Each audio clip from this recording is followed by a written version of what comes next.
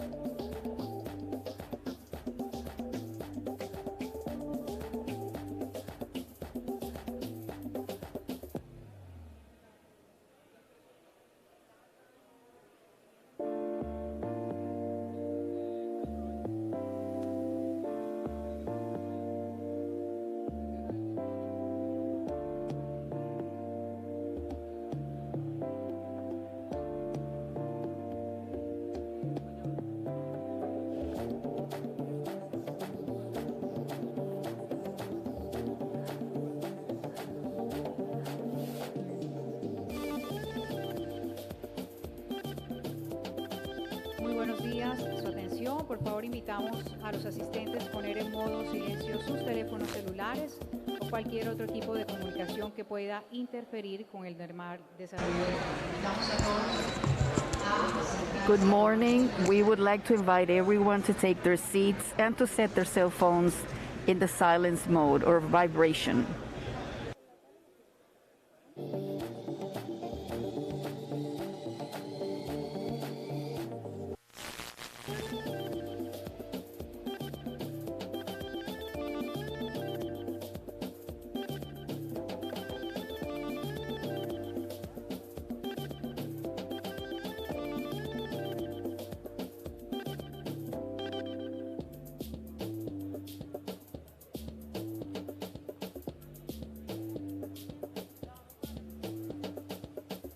Por favor, nuevamente insistimos que ya vayamos tomando posición para dar inicio a este gran evento. Please take your seats in order to begin this event.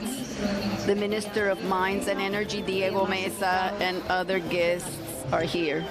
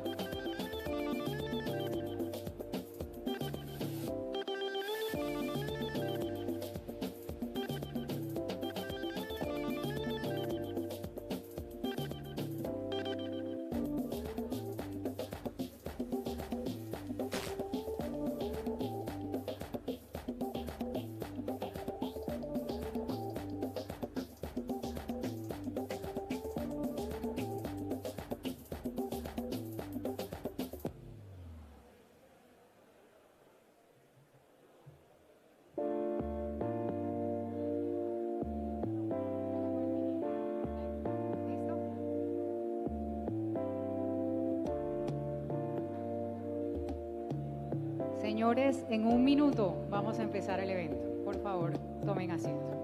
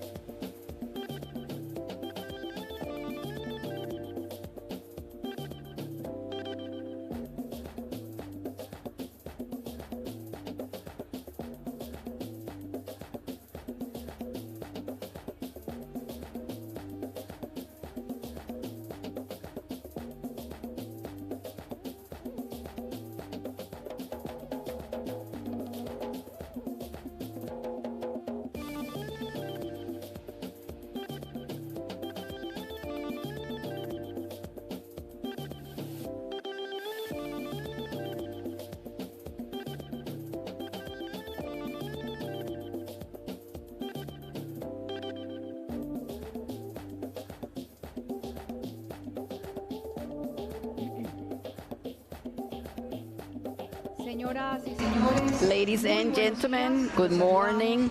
We greet you from the Pabellón de Caja de Cristal venue located at the Malecón del Río Promenade in the city of Barranquilla, where today we will hold the Colombia Hydrogen Roadmap launch event. The country has the conditions to profit the opportunity of hydrogen and becoming a regional leader in energy transition thanks to its privileged geographical locations and a stable regulatory and political framework that can attract long-term investments.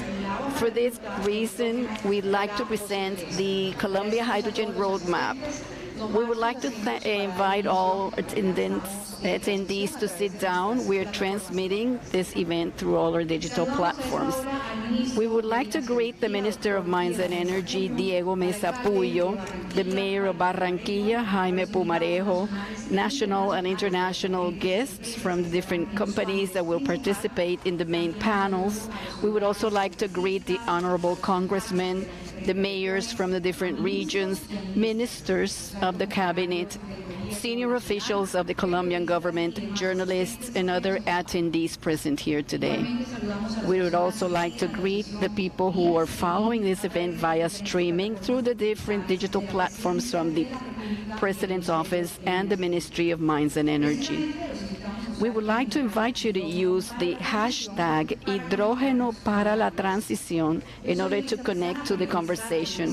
I am Melissa Pestana, a journalist from the Ministry of Mines and Energy, and at this moment we will begin the launch event of the Colombia Hydrogen Roadmap, which will contribute to the development and implementation of hydrogen in the country, reinforcing its commitments to the reduction of emissions pursuant to the objectives of the Paris Agreement. Let's watch the next video, Hydrogen, an Energy Alternative for Colombia.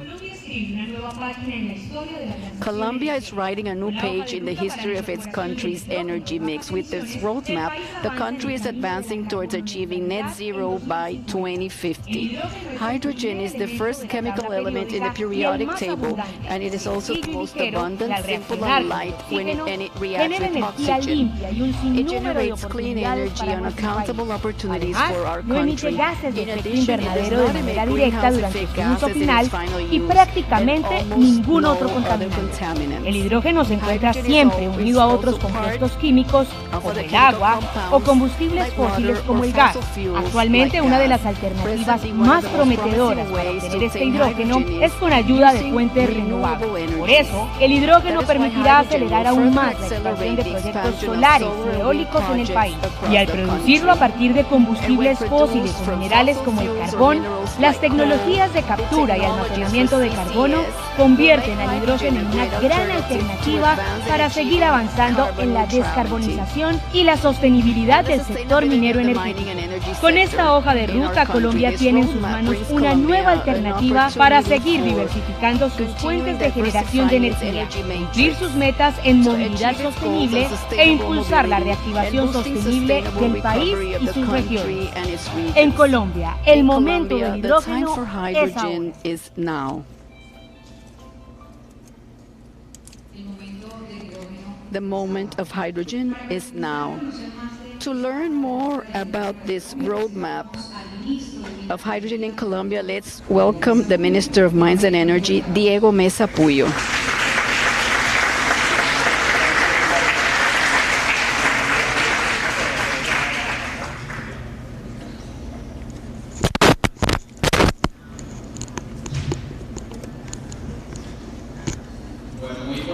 Good morning to all the attendees in this room. Special greetings to my colleagues from the administration, Ángela María, the mayor, the Ministry of Transportation, the mayor of Barranquilla, Jaime Pumarejo, Minister Botero, the corps of diplomats who have been great allies in the energy transition in Colombia, the ambassador from the United Kingdom, from Denmark, from Korea are present here, also Madam Ambassador from Australia, and there's participation from the different embassies like France, Germany, Spain, and I know we also have digital connection with different allies abroad that have enabled us to hold this event today in Colombia.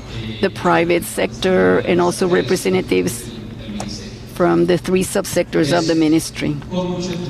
It is with great enthusiasm that we are holding this launch event for the hydrogen roadmap, because this is the future of energy transition, and this is the result of a process of continuity in public policies for the sector that started since President Duque was elected in June 2018.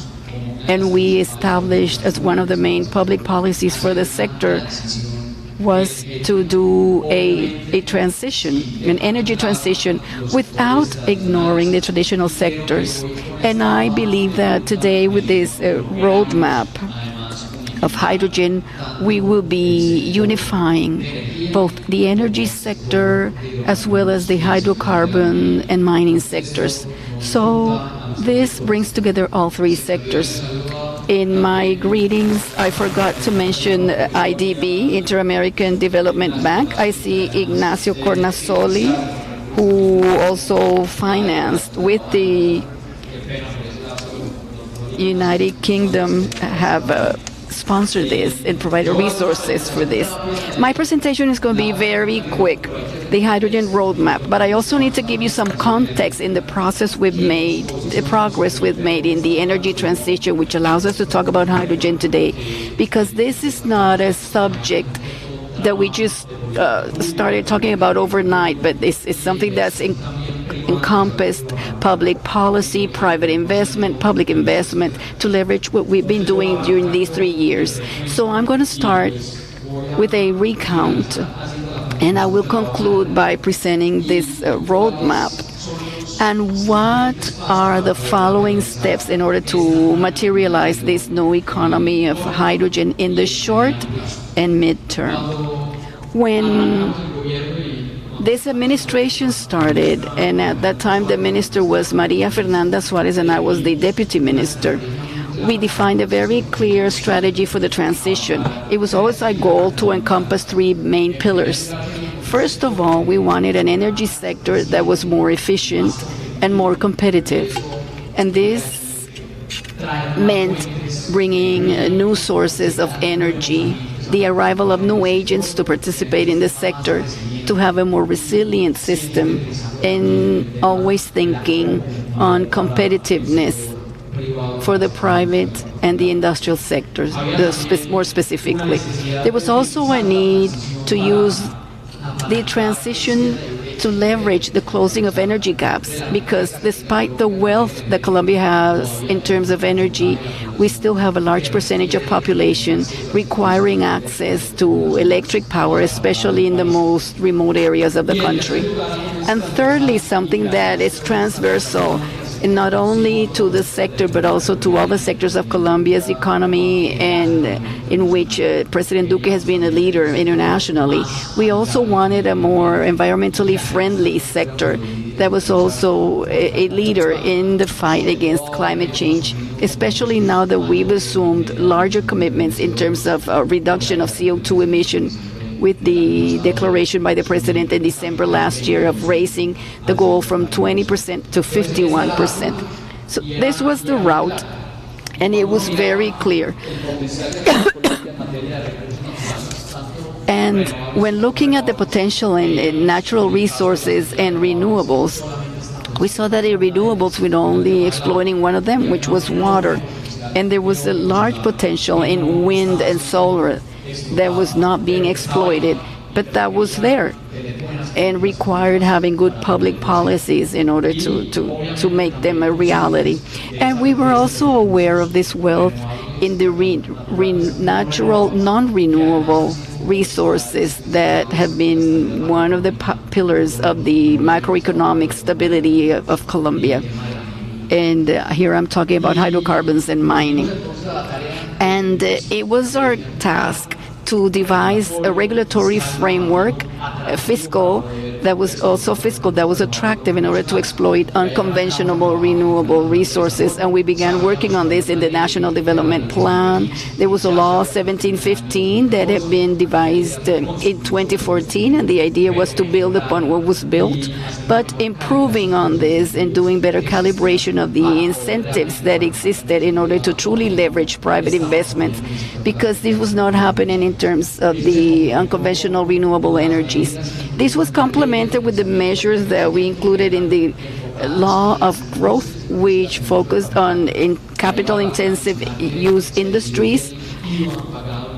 And here it was determined that VAT paid be 100% accredited and deducted from income tax. This practically eliminated VAT because it made it like an advance payment in the declaration. And in the development plan, one of the big improvements worth mentioning is that the deductions we had for investments in unconventional renewable energies of 50%. When somebody invested 100 million pesos in renewable energies, they could deduct 150 from their tax, from their income tax. And this was set at 5 years, which was unattractive for new companies or new projects because it was impossible to have a taxable base at that time. So we extended this to 15 years. And we completed this 2 months ago, the entire framework, with the approval of the energy transition law. And here I want to recognize Colombian Congress, which has been a great ally with the government in the entire transition process, especially the Fifth Commission. There was a draft that was presented, and in 2 months it was approved. And here, starting to think about the future, we expanded the goal of the benefits to include new technologies, new sources of unconventional renewable energies, with the case of hydrogen precisely, but also with geothermal storage, large-scale storage. Once we had the framework, the regulatory framework, in the improvement plan, we decided to complement this with an auction program. And here I want to mention some innovations in public policy that we were able to make. In 2019, in October, after a failed process, but that gave us many lessons learned that allowed us to have a better mechanism, a better product to auction, we were able to award 14 wind and solar energy projects that generated more than 1,300 megawatts installed capacity, a significant progress over what we have received in 2018. Investments for more than $2.2 billion, close to 6,000 jobs. And we're presently in a new auction, which is in process, that will be awarded in October. But the numbers tell us that we have the potential of having very good results. By just looking and comparing with the same stage of the auction in 2019, we see that we've already doubled the number of commercializers that have registered for the auction. We have 38 projects total, and there's a potential of between 3 and 4 gigawatts capacity that can be awarded during this auction, with the start date or FPO of 2023. So after all this, what does Colombia's unconventional renewable energies map look like? This is what we received in 2018, what you see on the left-hand side. Just 2 projects, one wind project in Guajira, the Virachi Park, and one large-scale wind park in Valle del Cauca that didn't even reach 30 megawatts installed capacity. Today, we have multiplied this by more than 11 times, and we will close 2021 having multiplied by 20 times that installed capacity. But most importantly, in 2022, when the Duque administration concludes, we will have passed with projects in operation from 28 megawatts to 1,600 megawatts, and under construction to start operating in 2022 an additional 900 for a total of 2,500 megawatts installed capacity. So this means that in a 4-year period, just 4 years, with public policies that have been well designed, with continuity, with harmonious work with the private sector, which has also been a great ally with the support of the international community, we will have increased the capacity or the participation of unconventional renewable energies from 0.2% of the matrix to 12% in just 4 years. But we're not stopping there. We continue working in new technologies and new sources. And during this administration, we have had very important milestones. We had the first geothermal pilot with Parex resources in the Casanare department. Electric power is being produced based on geothermal. We have 2 additional pilots, one with Ecopetrol, who has been one of the leaders in unconventional renewable energies as the main self-generator of the country, installing solar panels and farms in its production sites, but also moving into geothermal and soon to see in wind energy.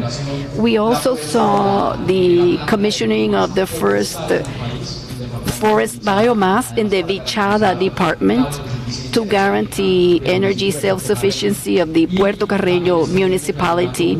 And we also inaugurated one of the first biogas plants with circular economy in the Meta department. And we're also living firm the regulatory framework for wind energy, offshore winds, where there's enormous potential in La Guajira department. I visited with the consultants, the department, looking at the results, and they talk about a potential just in La Guajira department of between 11 and 37 gigawatts capacity. This is practically twice of what we have today in the entire country in terms of electrical energy, both conventional and unconventional. And a very important milestone we also celebrated here in the city of Barranquilla, Mayor, which was having awarded the first auction for large-scale energy storage with cells in Latin America, a milestone that happened 2 months ago, where we saw participation of 10 companies bidding with very competitive opportunities, and it was awarded to Canadian Solar, which will make history with this first storage auction. And this leads us to what brings us here today, which is hydrogen. We have also been working during these months in developing the roadmap, the hydrogen roadmap. And why hydrogen? Let's see the huge potential Colombia has. But before we talk about Colombia, it's important to see what's happening internationally. We have more than 30 countries which have a hydrogen roadmap. But many of the countries that consume hydrogen today have realized that they have a very important importation need if they want to transit from gray hydrogen to green hydrogen or blue hydrogen as part of that transition. And what we see is that Europe and Asia, especially Japan and Korea, are the countries that will most be demanding green or blue hydrogen in the short and midterms. And the demand by 2050 is forecasted at close to 525 million tons. And hydrogen is fundamental. Green or blue hydrogen is fundamental because this is the energy product that can decarbonize. And we didn't see a possibility with the present renewable energies. So when we think about hydrogen, we think about using it for applications, especially in ground transportation, heavy cargo, but also air transport, river and sea transport. We also see it in industry like this steel works, cement and paper, for agricultural products, leaving petrochemical processes like the case of methanol and ammonia, also for residential use in the commercial and industrial sector, in the case of heat, and the case of the Colombian application, specifically the transport sector. And the industry sector added represents 2/3 of the entire energy consumption in the country, and would be obviously candidates to use hydrogen as part of the decarbonization process. What makes Colombia special in terms of clean hydrogen, zero hydrogen, low emission? Well, the resources that we have to produce green hydrogen, we need 3 main elements. We need unconventional renewable energy, which depends on the wind and the sun, mainly. The regime, to use here the example of La Guajira, my dear governor, as you will know, La Guajira has a wind regime that has a speed that is twice the world's average, close to 9 meters per second, onshore, even higher offshore. And this places it on the map of world-class resources in terms of wind. For the production of renewable energy with photovoltaic solar energy, Colombia has solar radiation that is close to 60% higher than the world's average. And in terms of water, Colombia is the 6th country in the world with the largest renewable water resource. So we have a huge potential with world-class resources in terms of green hydrogen, and with an added competitive and comparative advantage when compared with European countries, which, for example, have now had extensions in times with wind regimes lower than established because of the geographic location of Colombia. Because we don't have seasons, we have greater stability within the variability of these unconventional renewable energy sources. In the second place, thinking about the transition, blue hydrogen requires having gas for a methane reformation process or to gasify coal, and we know that we have an important reserves of coal and gas with offshore potential in the midterm. And we also have a geographical position that is privileged, thinking in terms of export markets, by having access to 2 oceans and with an important infrastructure in terms of ports. And lastly, and I already mentioned this, it is our commitment as a country and as an administration and a state to be leaders in terms of climate change at a regional level as well as internationally. So we have the context, and we have been undertaking the necessary actions for this bet on hydrogen to be something concrete with facts. I mentioned the approval of the energy transition law. Prior to this law, the electromobility law had been approved, and we have signed important agreements internally and externally. One of the most important ones to develop all this has been with the Ministry of Science, Technology and Innovation, as well as with the Ecopetrol company. So what does this hydrogen roadmap bring? It is divided into 5 fundamental pillars. We will be sharing this information today, where, and here I want to thank, like I did earlier, IDB, but also our other partners like the Ideals firm, which had the leadership with consultants from the University of Comillas in Spain, as well as with an important legal Colombian company of designing this roadmap. We focused first as an objective as a country which was bringing together the different sectors to work for hydrogen. And here we're thinking about transportation, environment, science, technology, and innovation, the industrial sector, and the energy and mines sector. Reducing CO2 emissions is also very important in this roadmap. And I will share with you the goals we've established for CO2 reduction. And to also think that this entire transition needs to have an economic growth component, the creation of new value chains, and to continue thinking about the reactivation that's sustainable of the economy in Colombia, that we want for it to remain for many years to come.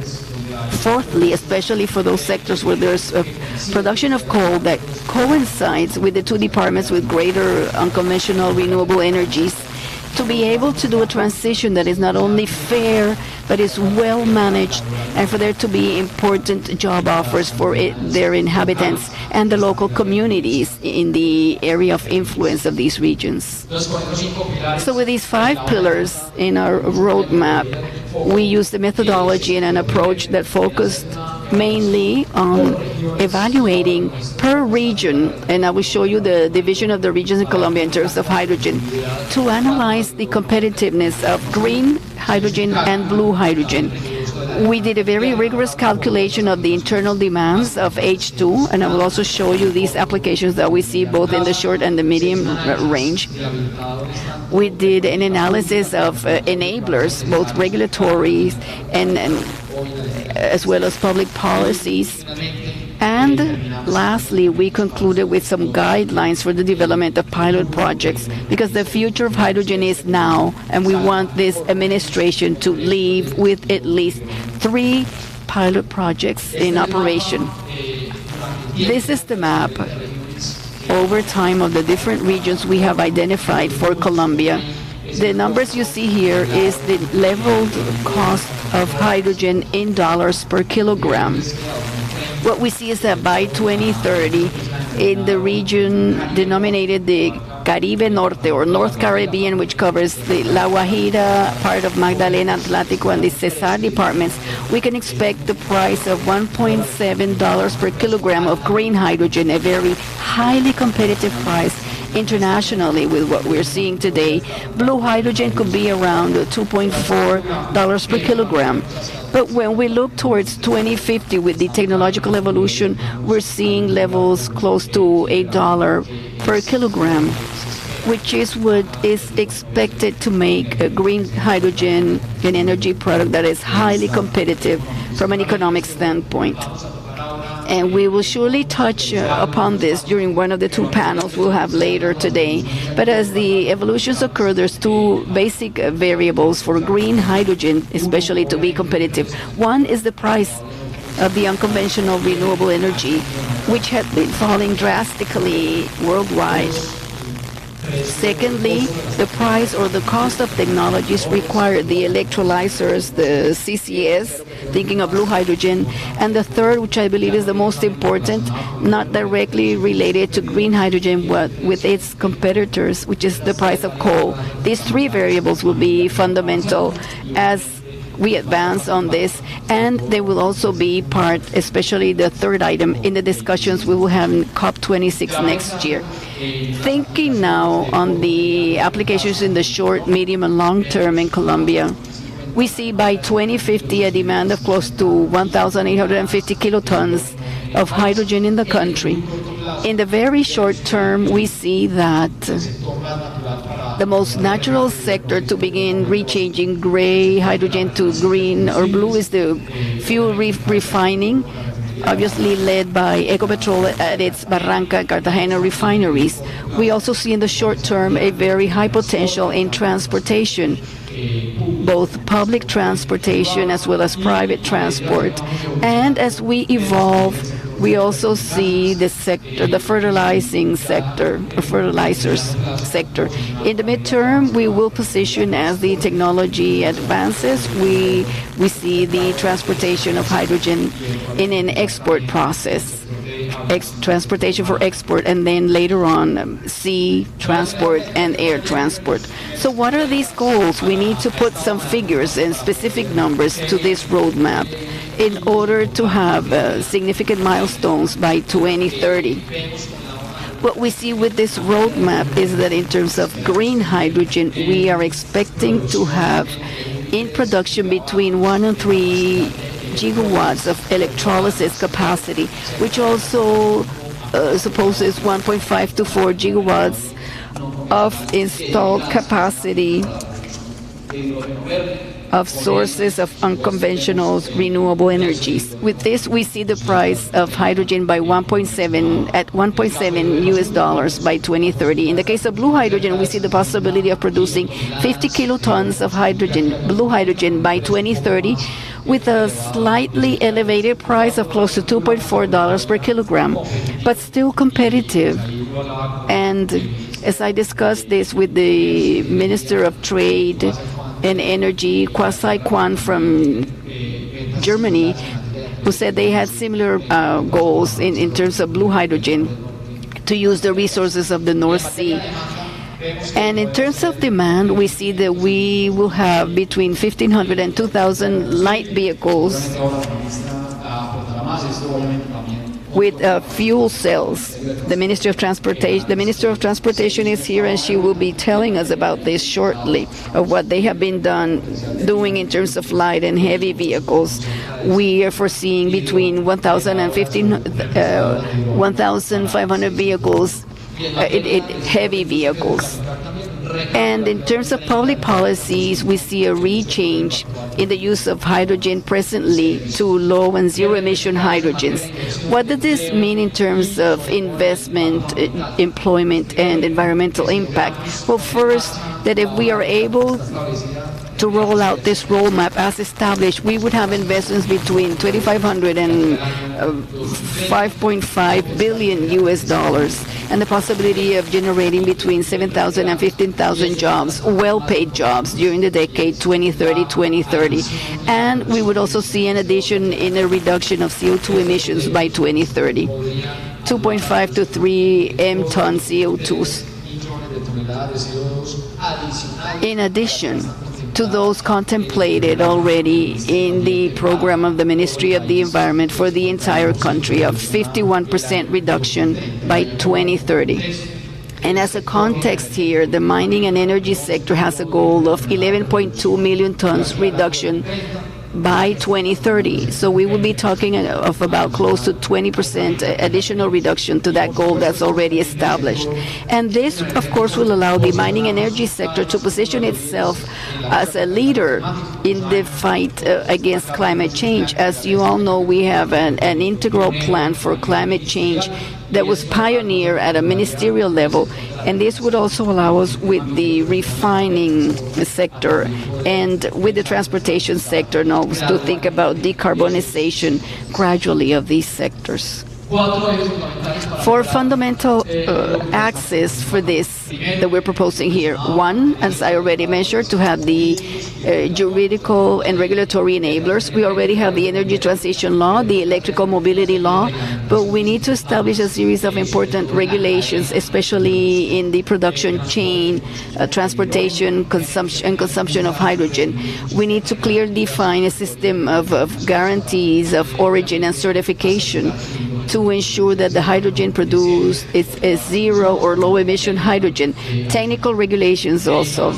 We need to have instruments for developing the market, also with important enablers. Here we are promoting with the private sector as well the creation of a sandbox, a regulatory sandbox where we can receive inputs from the private sector to obviously have a larger deployment for everything that has to do with infrastructure. As the economy of hydrogen is developed, we will be fundamental if we want to become an exporting country of hydrogen, and we need to have a big thrust for the technological and industrial development, especially with a technology that is very nascent but will be very important if we want to bet on blue hydrogen, which is the capture and storage and use of carbon in Colombia.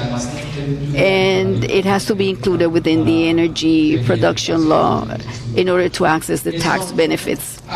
These are a very broad scale, the actions, and these are described in detail in the hydrogen roadmap, but they are focused on these axes. And to conclude, as I was saying earlier, the future of hydrogen is now. It is very clear to this administration that we need to leave at least 3 pilot projects in operation by 2022.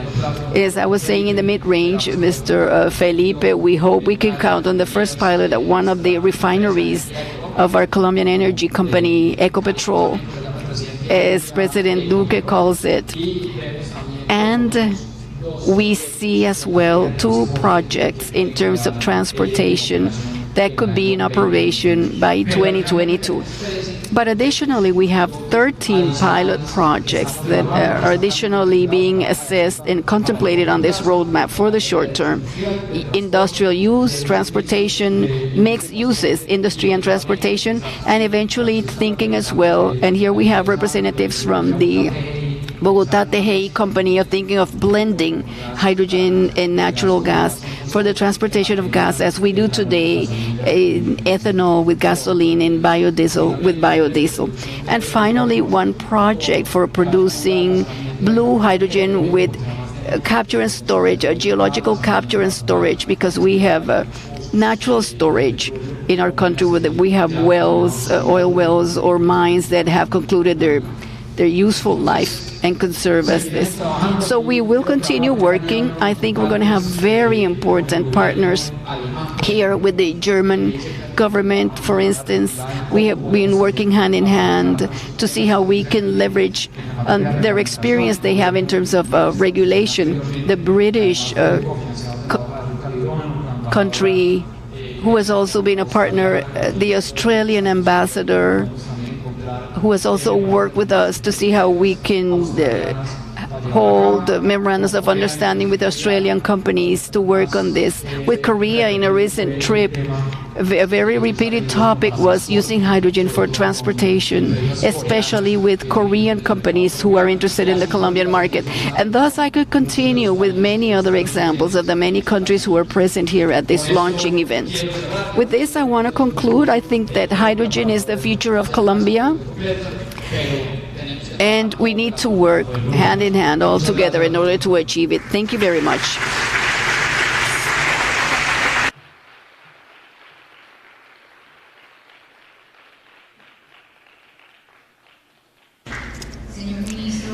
Minister Diego Mesa, thank you very much for your presentation. We will shortly return to you. We will now like to hold our first panel called Economic Challenges and Opportunities for Hydrogen in Colombia. We would like to welcome to this panel the Minister of Transportation, Ángela María Orozco, the Minister of the Environment and Sustainable Development, Carlos Eduardo Correa, who will be with us via Zoom, the Mayor of Barranquilla, Jaime Pumarejo, the Minister of Science, Technology and Innovation, Tito José Cristian, who will also be with us via Zoom digitally, and our Minister of Mines and Energy, Diego Mesa, who will be the moderator. Economic Challenges and Opportunities of Hydrogen in Colombia. We would like to welcome all our panel members. Could you please come up on stage?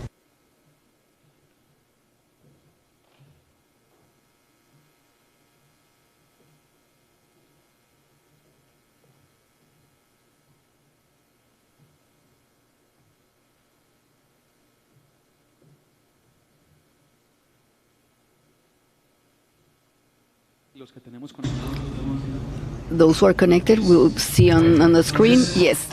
Well, so with this introduction, with this panel, then we can move more into the details of each of the sectors. I will begin, Minister, with Minister Ángela María, because we saw that one of the main sectors for adopting hydrogen in the short term is the transportation sector. So, Minister, and here I want to recognize you have done very important work at the Ministry of having a more sustainable vehicle park. We see increasingly large numbers of electric vehicles or those with low emissions in our vehicle park. From the transportation sector, how or what do you see will be the role of hydrogen in the terms of the strategies at the Ministry? Minister and Mayor, good morning. Whereas the transportation sector is not the main emitter of greenhouse gas effects, it represents like 12% with present figures of these greenhouse effect gases. There are sectors that produce 40%. It is the main consumer of energy, and that is truly the challenge that we have. Today, we consume close to 44% of the energy of the country. And to that extent, the concept of reaching sustainability and zero low emissions target, considering always that we have a transition resource, which is gas, and should also be used, it is clear that hydrogen is a challenge and is a fundamental opportunity. We believe that today the technological solution for electric transportation in cargo and long hauls is still not developed, but that is a sustainable solution.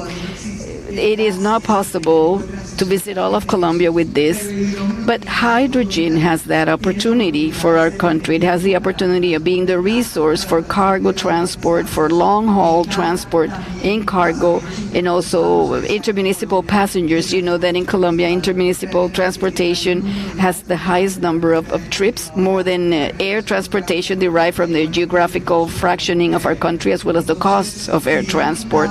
So whereas there's been an increase in the air transportation, the largest number of intermunicipal trips in Colombia is done intermunicipally, and here's where the opportunity for hydrogen lies. That is why this roadmap is so important, to have the enablers, to have the incentives, the certainties to develop public and private partnerships that allow us to promote development and innovation. to address the challenge of cost of incorporation and application of the technology versus the alternatives.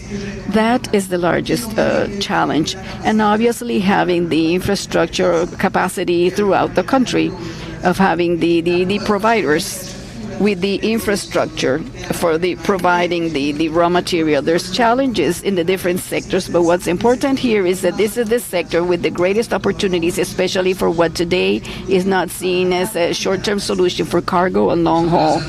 Thank you, Minister.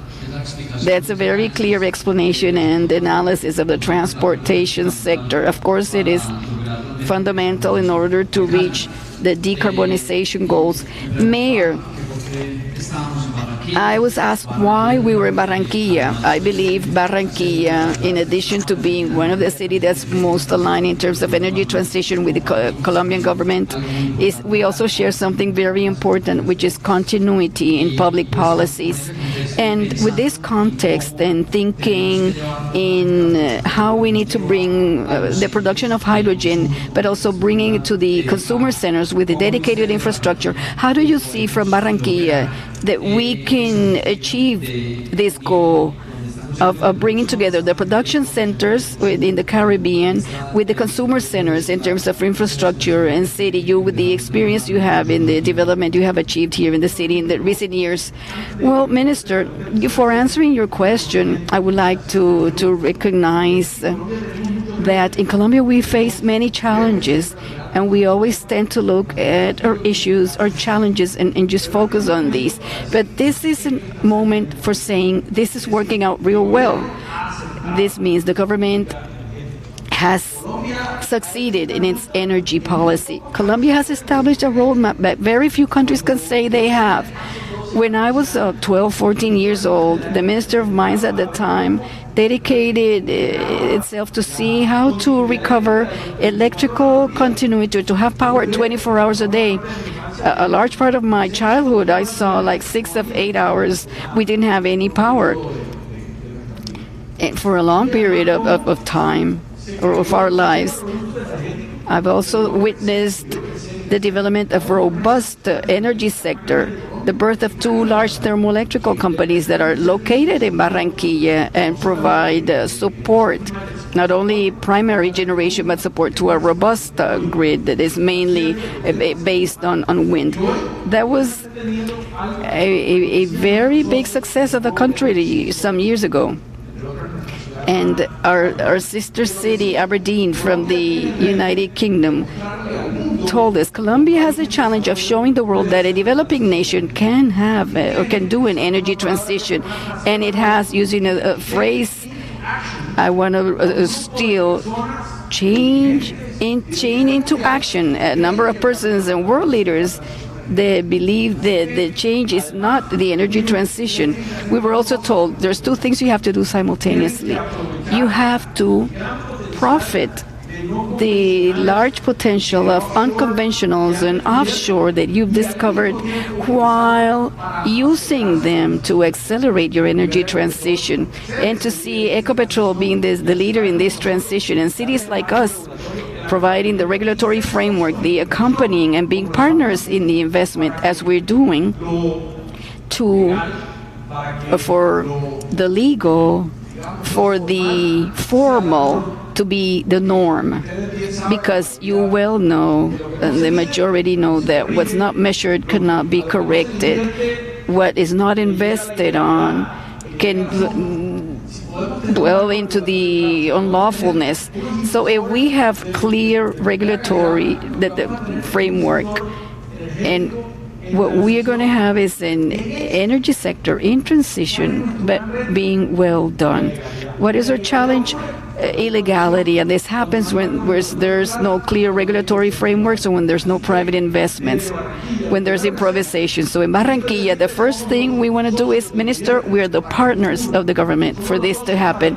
We are your partners for understanding that this is a long-term process, and that we need for all of the efforts that are being made in conventionals, unconventionals, and the energy transition to happen, and for it to happen, let's say, in a chained way. From the local point of view, what we're trying is to integrate with the development plan, with the public policies, and to work concurrently. A few months ago, about a year ago, we decided to invest directly through our electrical energy company, which is already transitioned to LED, to have our own renewable energy company using solar energy and shortly wind energy, and signing with the ministry and international partners this transition to hydrogen. So Barranquilla not only wants to support you to profit from renewable energy, from energy based on hydrogen, but we also want to be partners in this project. We want to invest and the company, because one of the defects we have in cities like Barranquilla, or the failures we have, is that we depend solely on the pockets of Barranquilla citizens. And we want to leave them not only a more sustainable environment, a better city and a better planet to our children, but we also want to leave profits to the citizens or the residents of Barranquilla, so that all investments don't need to be made with the taxes that we collect. So, Minister, I believe that the most important role that mayors have in this roadmap is pedagogy, educating our people how this needs to happen, to correct the falsehoods and the misinformation that's been conveyed, and to explain that there's no ideology here, there's no right or wrong, there's no politics involved, that we all have a same goal in mind, and that this administration is making it possible. And for that, I wish to congratulate you. Thank you very much, Mayor, for your kind words. Minister Correa, you are responsible for those reduction of CO2 emissions at a country level, but have collaborators here to help you reach these goals. How do you see the role of hydrogen? And here we're also talking about CCS for the fulfillment of these goals and for this puzzle that we're putting together from the Ministry of the Environment to reach this 51%. What does hydrogen contribute to the environmental sector in terms of reduction of CO2 emissions? Well, thank you so much, Minister Diego, and my teams, Angel Maria, and of course, Mayor Pumarejo. I am so glad, first of all, Minister Diego, to see a mayor talking about these topics. And from the cities, we have a commitment with everything that has to do with the energy transition. We really need that all the cities, not only Mayor Pumarejo, but all the cities, especially the capital cities today, have a commitment for decarbonization. That would be fantastic, because here in the cities we have they're meeting 30% of the gases. So I'm very glad of this, Major, and I want to thank you, Minister. I heard your intervention, and I think that the speed with which you are doing is very important. So this is tangible. We are making roadmaps, but with actions that we can already start. 14% of the matrix the next year will be renewable energy, and that's part of the roadmap that we are launching today. Today, as you know, we have a great challenge, not only from the Ministry of Environment.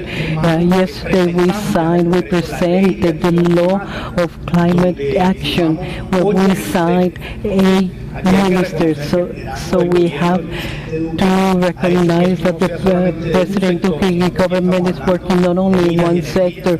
We're talking about mines and energy, we're talking about science and technology, transportation, agriculture, education, and this together is going to help us to reach to the reduction of emissions of 51% and 2030 in matters of hydrogen, as we can see. And and I was together with you in some meetings outside of the country, we can see how some countries are leading these strategies of transition to blue and green energy in the United States and Asia.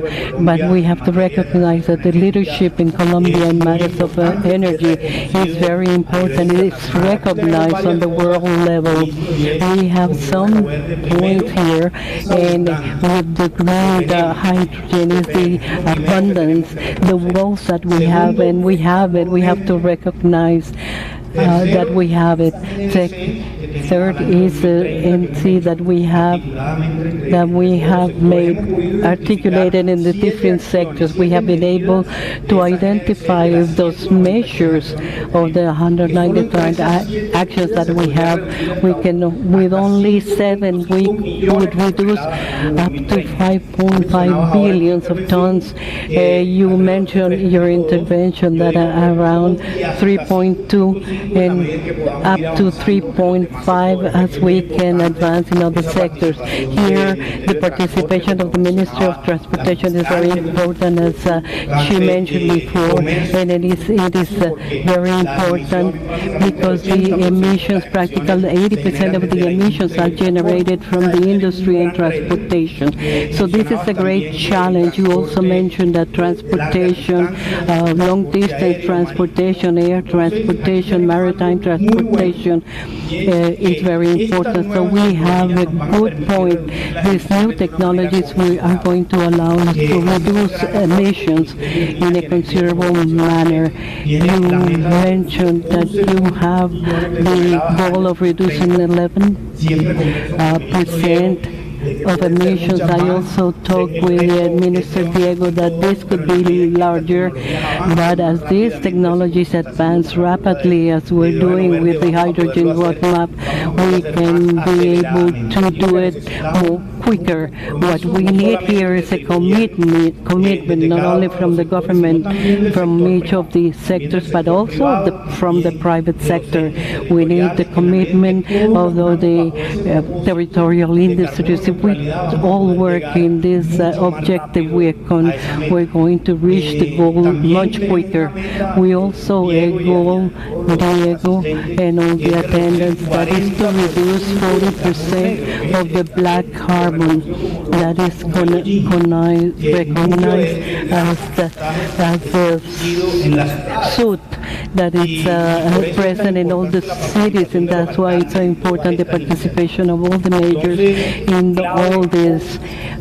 So this key for this technology is to work in this new technology, means continue working in the unconventional energies, and here to end 2 important topics. With this, we are helping first to reduce the emissions of gas emissions and based on these new technologies.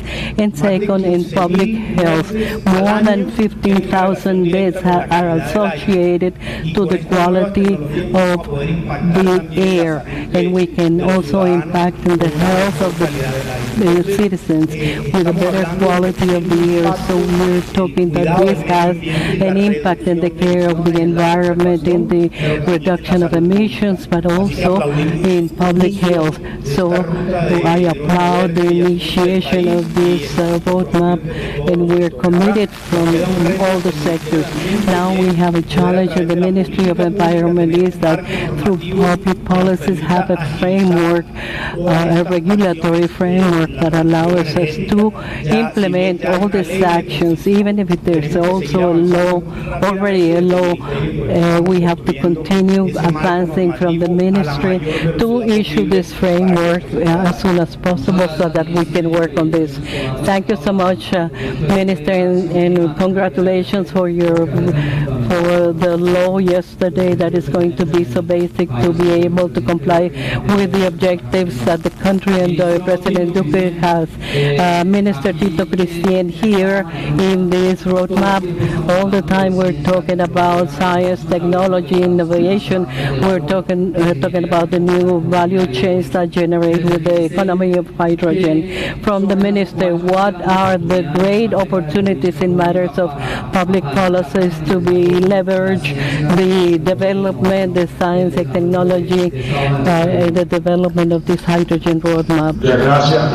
Thank you so much, Dr. Diego. Thank you also to my colleagues, Angela Maria, and to the Barranquilla Mayor, which is a real city I love.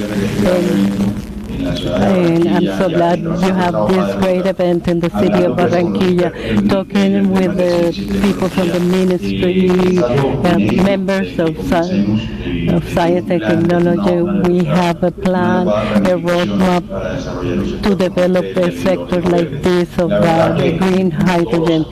In all the aspects of science and technology and innovation, it's important to work with the state, the local government, the industries, the academia, and the social sector. All these four actors have to be present in whatever roadmap is going to be implemented to strengthen the science and technology item. We, from the government, have alliances with the most important actor in the country, which is Ecopetrol, to make an alliance in terms of green hydrogen with a total investment of $30 million. We are starting with $30 million to create this change volume. We have to start with the basic, which is a policy of what, and that's what we're doing today. With that, for us, action, we have to strengthen the human talent. In other words, train investigators, innovators in green gases. We have to make a clear policy. It's something that we have to take, people that can take advantage of what we're doing today.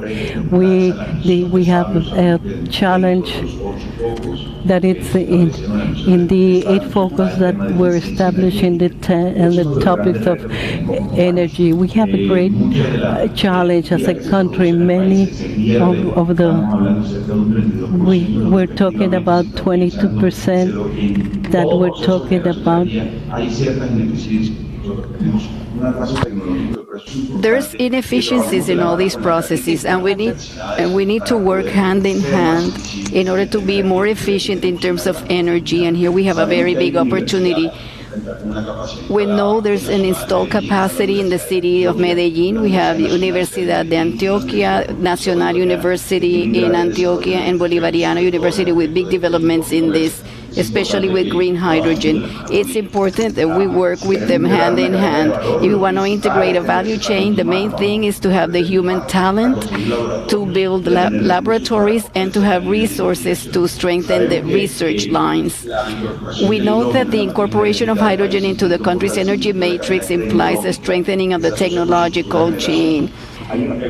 There's a very important aspect, which is how we are going to store this hydrogen, how we're going to carry it, and how we're going to use it. There's obviously an experience with natural gas from which we need to learn and research how to use this, to apply this blended technologies, like in the case of Germany with the blending of natural gas and hydrogen, and use the resources that we have, the pipelines that we have. We know that hydrogen requires more compression in different conditions, but we need to start. The first thing is the human resource and the value chains in order to answer your questions. I'm sorry, but we're having sound problems. We need to have installed capacity in the laboratories and to secure the resources and strategic partners like the Ministry of Mines and Ecopetrol. We will have the resources for research and for better use of the energy. because the hydrogen is available, and the idea is to produce the green hydrogen, and this can be done through electrolysis processes, but that it be done with energy generated through unconventional sources like wind energy. It is important that everything that's being built in La Guajira to try to build a value chain close to clean sources of electric power generation that allows us to convert hydrogen and generate the entire value chain. But to answer you, we've always had this idea in mind, and having the resources, the human resources and the researchers and innovators that allow us to generate all the technological developments we need to strengthen this route. Thank you very much. They said we have a time for another round of questions, a very short question. Minister, the other topic that I'm thinking about the long term has to do with the infrastructure to be able to position ourselves as an export country. From the Minister, what actions of public policies are necessary to be able to increment or facilitate the infrastructure of the country to help the export of hydrogen? As you mentioned in your roadmap, it's clear that Colombia has a very ample experience in what is the production and refining of traditional fuel like oil, gas, coal, and transportation of gases. But I think that that experience and the taking advantage of that infrastructure are fundamental is to construct what is already constructed. If we see the ports today, many of the ports have facilities to storage and also export and import gases. But somehow gases and liquids. This is an opportunity simply because what we have to see is how to adapt that infrastructure for hydrogen, as the Minister Tito mentioned here. I think that here we have a joint responsibility from the nation and the region. And we have been working also that with Mayor Pumarejo to think about the long term, how to make the public transportation sustainable. We have a great opportunity for hydrogen. The government, even if it's not responsible for the public transportation, we included the possibility of co-financing up to 50% of the deficit of public transportation because of the crisis of the pandemic. And we did that because of a request and a joint work that we have been doing with the majors where there is massive transportation, because right now the challenge is to achieve sustainability of the system. Once we do that, we have to think on the long term. So we have to think about how to make the system more efficient, since the responsibility of the regions, and they have to have a subsidy that more efficient is the energetic, more possibilities we have of having a minor operation that implies a decrease of the subsidies, because we have to think about how where to find those subsidies, because you know Colombia has subsidized the transportation, but the responsibility of the region. Today, thanks to our regional development plan, as you mentioned, that as President Duque has said, that as we progress in the environmental topic, we included the possibility of financing not only the infrastructure, but also the vehicles, electric buses, hydrogen buses in the future. The nation can co-finance, which was not possible previously. This is an habilitating signal to be able to construct in the future, thinking about this transition and the goals. We have important results and important challenges.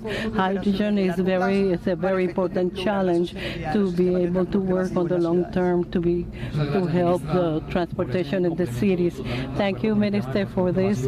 Totally in agreement with the massive transportation that talks about a very important topic for Barranquilla. Mayor, after your comments, I will get your comments after I talk to the Minister. Minister Correa, talk to us about the storage and use of carbon, because you have been working for years in this, because this is very important in the environmental part for the mitigation.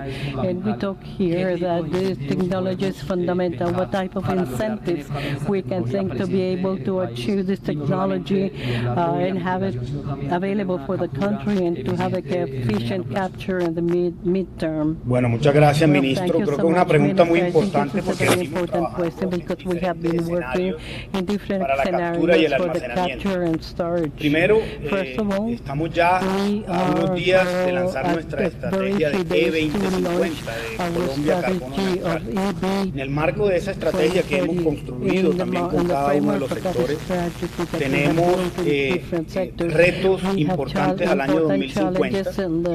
Ahí estamos hablando, por ejemplo, de toda la maduración del mercado de carbono.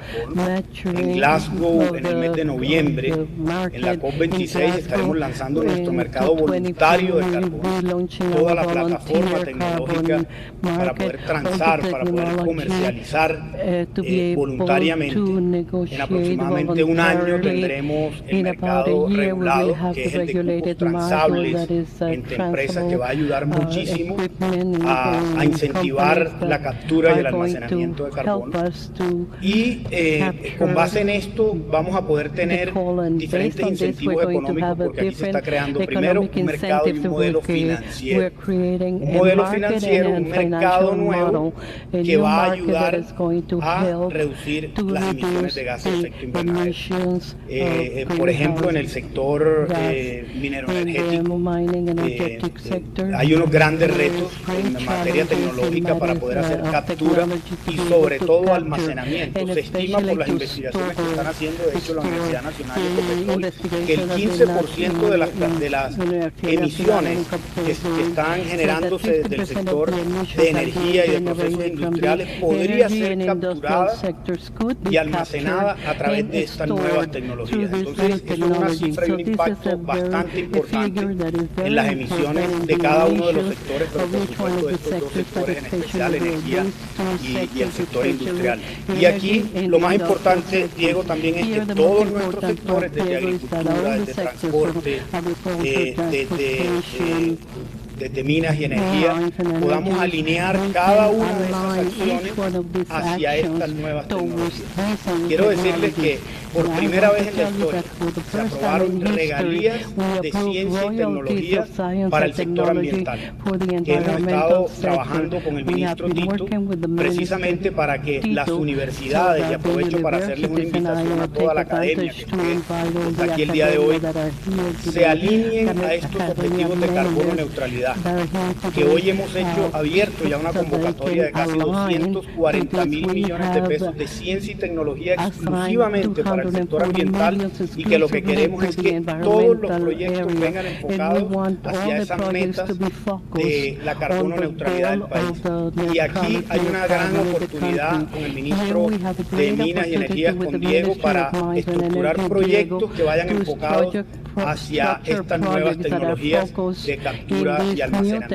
Entonces ya estaremos lanzando nuestra estrategia E2050, que tiene acciones puntuales de aquí a los próximos 30 años, pero por supuesto que eso tiene unas metas volantes que van en el corto, en el mediano y en el largo plazo para poder tener mejor tecnología en almacenamiento y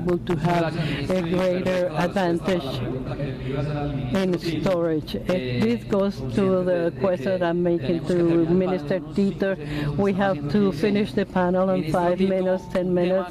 Minister Tito, something that is very important in the hydrogen projects throughout the world is to be able to work with the projects with the contribution of the government. Right now we have the comments that we are going to have the help of the Ministry of Environment. What projects do you have in the Ministry of Science and Technology and Innovation? Sí, muchas gracias por esa pregunta, ministro Diego, y totalmente cierto. Yo creo que uno de los grandes aciertos del presidente Iván Duque en temas de ciencia, tecnología e innovación fue haber estructurado el sistema general de regalías para la inversión en CDI, donde se destinó ahí el 10% de las regalías regalías van destinados a proyectos de ciencia, tecnología e innovación, pero de ese 10%, el 20% tiene que ser para proyectos de medio ambiente. Este fue un gran aporte del presidente Iván Duque, donde nos lleva a todo el sistema nacional de CTI a investigar temas que mitiguen los efectos del cambio climático y que desarrollen un desarrollo sostenible. Y ahí tenemos para esta convocatoria 246 mil millones de pesos para proyectos en todo el país, a proyectos que mitiguen los efectos del cambio climático que puedan trabajar hacia el desarrollo sostenible. Obviamente el hidrógeno verde y todo este tema de eficiencia energética hacen parte de estos proyectos que se pueden hacer, y esto es algo que va a estar todo el tiempo. Cada bienio el 2% del total de las regalías del país van a ser proyectos de desarrollo sostenible y que mitiguen el cambio climático. Así que le hacemos la invitación al sector académico, a todos los sectores del sistema de CTI, a que presenten proyectos en este orden de ideas, el cual es muy importante. It is very important for Colombia to make an energetic transition that requires that we become more efficient. So there's a lot of resources that are going to be used by the public sectors to incentivize the private. Sabemos que en la investigación hay muchos riesgos. We know that investigation has a lot of risk, especially cuando todavía estamos, no sabemos si la tecnología va a funcionar o no. Pero es ahí donde entra la financiación pública a disminuir el riesgo del privado y que el privado comience también con confianza a poder invertir, sabiendo que estamos colocando ambas partes, el público y el privado, para mitigar el riesgo de estas nuevas tecnologías, si salen o no salen. Pero ahí estamos presentes como gobierno, con un 2% de todas las regalías destinados a CTI, enfocados hacia el medio ambiente, y uno de los temas principales del medio ambiente, obviamente, es la transición. Thank you so much. So we are also talk about the new value chains, new businesses that can happen through the hydrogen roadmap. In a city like Barranquilla that has experience of attracting new business, what can you offer to the private sector so that they can come to Barranquilla and use this technology? The first thing that we can offer them is an alliance between the public and private sector to make a reality of the things that we can need to break barriers. For example, 4 months ago, the BPO came to Colombia and they said we need to hire 4,000 people. They all have to talk English. We are now then investing 30,000 million pesos to offer scholarships to train people in English, and we have with a partner UK Council so that all the public schools in Barranquilla be completely bilingual. And this is going to be, we already have 80, and very soon it's going to be 130. And more important than talking about tributary tax benefits, we offer them the opportunity of having the infrastructure, the people trained, so that we can generate employment. I also will tell you some things that we're doing. We're going to present to the national government, and we're working with the ministry to have more than 2,000 buses in our public transportation with electrical or gas methodologies. At the same time, we're working so that the Magdalena River become usable. So, and we're making the studies to be able to create a deep water port offshore that will become the offshore port of the Magdalena River, that will habilitate a lot of the transportation requirements of and that will be help the hydrogen roadmap in the future. So we have a huge potential in Barranquilla with human talent, with infrastructure, and with a government that wants to be your ally, so that everything will become a reality. So welcome, thank you for being here, and you can count on us. Thank you, Minister. This is a great panel. I just want to close with two comments. Is to create a sustainable transportation system that has the environment and the economic. And one thing that you want to highlight, this roadmap is also a roadmap for new generations. We need to generate employment opportunities for youngsters in Colombia, and this is the future that we're presenting to the country today. Thank you so much.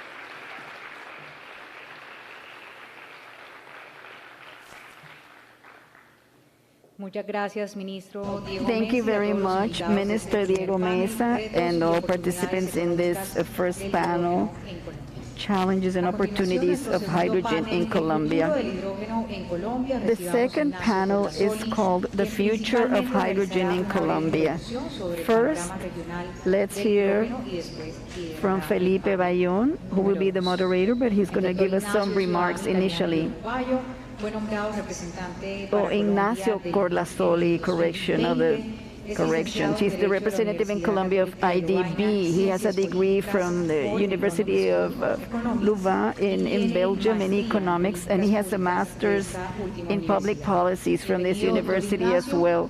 Welcome, Pasamos a los Mr. panelistas. Ignacio. Oh, the panel members. Yes, we'd like to invite to this panel up on stage Felipe Bayón, who's the CEO of Ecopetrol, Guillermo de Mendoza, who's CEO and President of Siemens Energy, Carolina España, who's the Executive Vice President of CAF, Enrique Garcia, who's the Director of Finance and Operations Latin America, Fortescue, and Ignacio Corlasoli, who's the representative in Colombia of IDB. Welcome, everyone, and I would like to give the floor to Mr. Ignacio Corlasoli. Thank you very much. Thank you very much, Minister, for welcoming us today. Thank you to the Mayor for inviting us once again to Barranquilla. I want to greet everybody. In the interest of time, I'm going to skip everybody, just say a general greeting to everyone. A month ago, in March, we were in Barranquilla with the Minister of Transportation launching the Magdalena River PPP. This is important because this is one of the milestones the government of Colombia has been meeting. Both the Magdalena River PPP, which will be launched shortly, as well as the climate action law that Minister Diego mentioned earlier. These all have the support of IDB. It's $1.2 billion. We also have the support of the government of Korea. We'd like to greet the ambassador who's here. We also have resources from Sweden, from France, and the continued and undeniable support of the United Kingdom. I would also like to refer to something which was not mentioned earlier, but is very important in the world of finance, which is the successful auction of green bonds done. They took place yesterday. I want to recognize the finance minister, Mr. Restrepo. These are 4 milestones that add to the presentation of the energy transition you presented a few months ago. And today we want to add hydrogen. As a bank, we see the greener portfolio of the countries in Latin America and the Caribbean. And perhaps very importantly is that these 5 milestones are the steps that will support President Duque's presentation in Glasgow in a month away.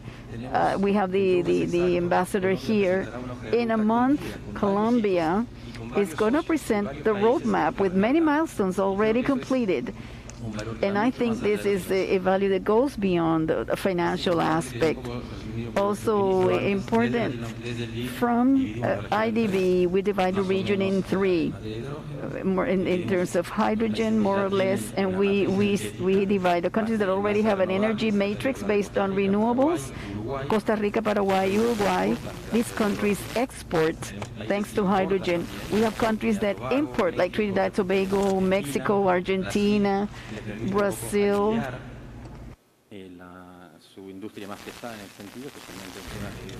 Especially in terms of hydrocarbons. And we have countries like Chile and Colombia working on decarbonization. From IDB, we have been working on specific topics in Trinidad Tobago, helping them to analyze the potential of blue hydrogen. In countries like Costa Rica, where we have PPPs, in terms of looking at how to work more in the generation. In Uruguay, We don't produce the rum you produce here in Barranquilla Hechicera, but we produce ammonia and fertilizers. In Chile, we're also working on the roadmap, and now in Colombia. So I would like to begin the panel, or rather I'd like to inform the Minister that we already have the resources to finance the next stage. It's an honor to work with you, thanks to the resources from UKC during this first stage, and now we're moving to the second stage. Within the 14 projects you mentioned, we want to finance. The next week we'll be launching the financing of the regulatory sandbox. So the first question to all the panel members is, and obviously the Vice President of CAF is here. My question to you is, how do you believe all the countries are going to be competing in order to position themselves? So what do you believe is the role of the businesses? What is lacking in order to dynamize the investments? I don't know, you want to start here first? Can you hear me? Well, yes, we were discussing this earlier. Clearly, this framework of the meeting today establishes our first goal when analyzing the countries, which is understanding that there is support and a belief in strengthening the business of hydrogen, while also there's an environment of investments that's favorable to investments, a condition that is also perfectly met here in Colombia. And next, clearly, given the characteristics of the business, there has to be available for the investors sources of energy that are competitive and a system of approvals and permitting that's agile. We believe this is a business that can be developed faster. We are very optimistic.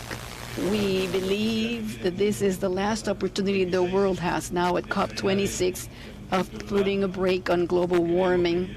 And we believe that hydrogen is the way to go, and we're working to make it as fast as possible to facilitate it. And the curve is not a fatality. The curve is not a curve that's going to decrease, because if we have to make this curve down, we as a company are working very hard in accelerating these times. We believe that hydrogen is the green hydrogen that can save the world, because it is really that way.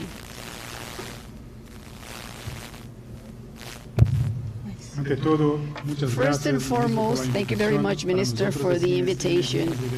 It is truly a great honor for us to be here in this day, which was one more milestone in Colombia's energy transition, which has assumed a very clear leadership role. So we're very happy to be here.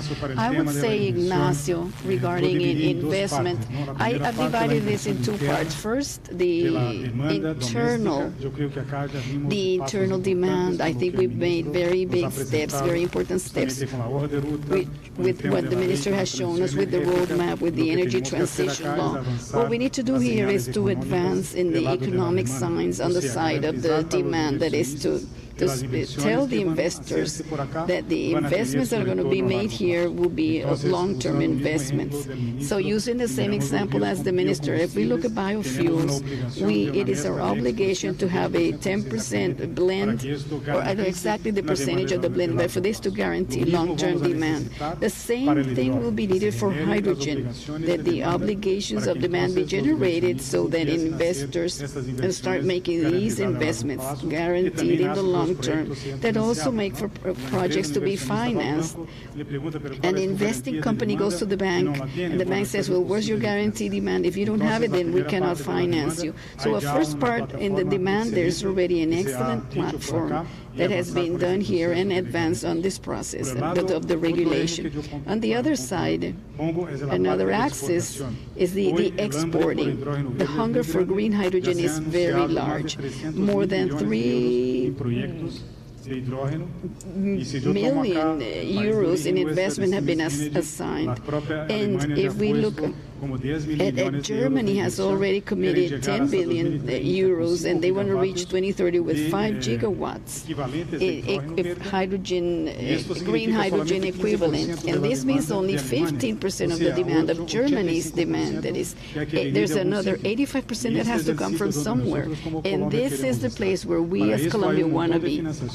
This is lots of financing for this. Fortunately, the liquidity for renewable and hydrogen project is gigantic. So here we practically have 4 funds from Germany that are available. The regulation is coming out. There's a fund called Edu2Up, which is for up to 200,000 euros, small projects. There's a fund for the development of projects outside of Germany, which fund up to 50 million euros. There's a bilateral fund, which is unlimited with lower interest rates in risk capital that are significant. And then we have Egypt Global, which are auctions that will take place starting next year of green hydrogen, where Germany is going to commit to buy hydrogen for 10 years under firm contracts. And this is exactly the financing guarantee will allow us to make the investments without counting with other business models that we ourselves have proposed, like hydrogen as services models, where we build the hydrogen plant and we sell to our clients as a service.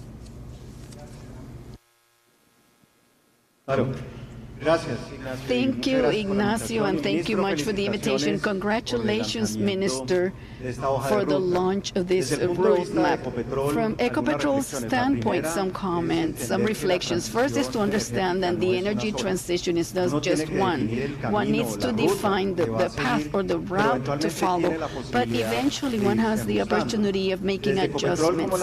From Ecopetrol, how do we understand it before talking specifically about hydrogen? And it is that we increasingly need to be more competitive in the business that we have and that we have had in these first 70 years of history, and to care for the production, to have a safe, efficient, ethical, and profitable production. Much technology, much processes. The second fundamental pillar is how do we diversify this matrix that we have?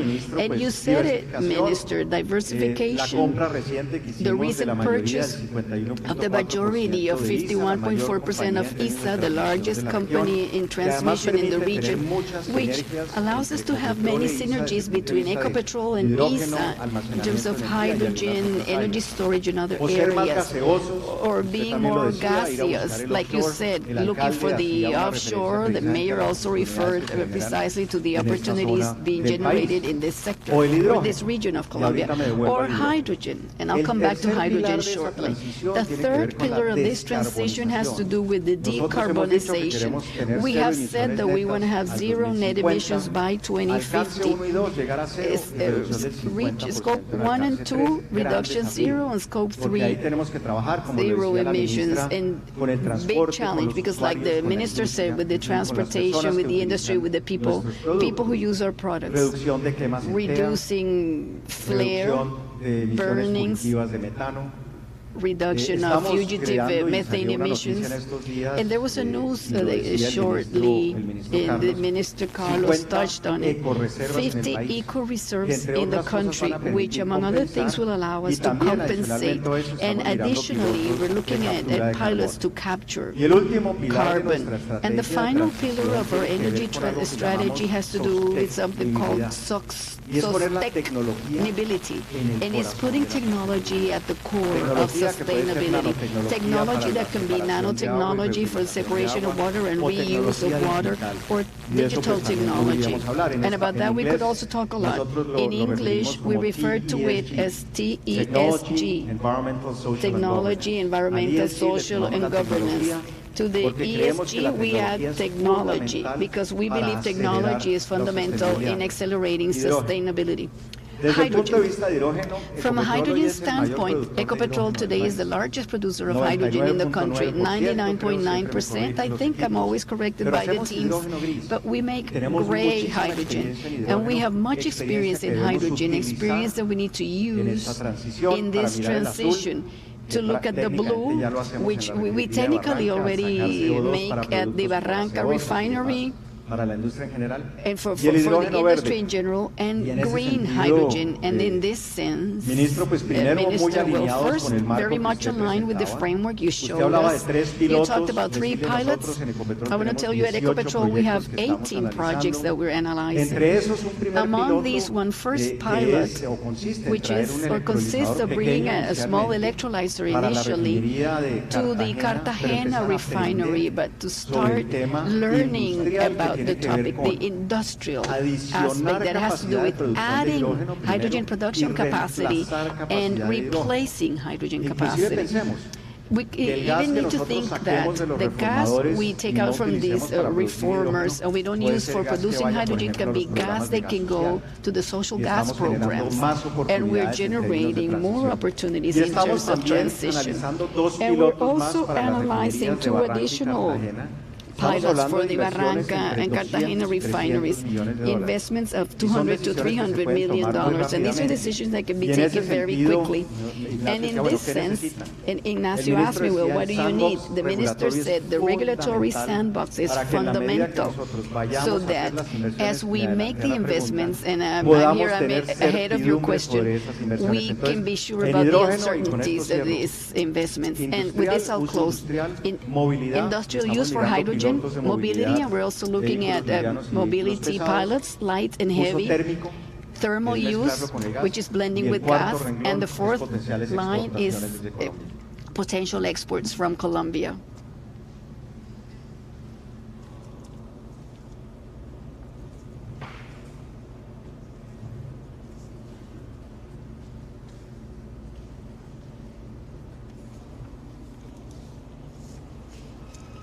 Listo. Bueno, muchísimas gracias por la Thank you invitación. very much for the invitation. In the first place, I would like to congratulate the Minister for the launching of this roadmap. I think it is a very important step for the development of this technology. This clean technology is so crucial for the world in which we live today. I believe that this roadmap is an important step in establishing somewhat the institutional framework that the country needs to have in order to promote investments in the sector. We, as the Development Bank in Latin America, CAF, it is our aspiration under the leadership of our new president, Sergio Díaz-Granados, of being the Green Bank of Latin America. So in this sense, we are going to be very pleased of accompanying the Colombian government in the investments it will make in this sector, whether at a public policy level or at a level of research and development technological aspects that are also very important to instrumentalize the different uses hydrogen, green hydrogen will have in the country. On the other hand, we also have the capacity of financing projects in renewable energies. And here, somewhat highlighting what my colleague from Siemens said, it is very important to have the source of income identified in order for the projects to be successful. And here I think we can also play a very important role in what could be a good structuring of these types of projects. In this sense, then, I would like to highlight that we have different instruments, not only the financing of the projects, but we also have, or we are an agency that implements the Climate Green Fund, and there we can bring, or we can attract important resources. We also work with many European funds. We also work the British Prosperity Fund. And so here I think we have important partners that we can bring to the table in order to support Colombia in developing this roadmap and also in the deployment of these technologies, clean technologies, to contribute to the decarbonization of the planet. Thank you very much.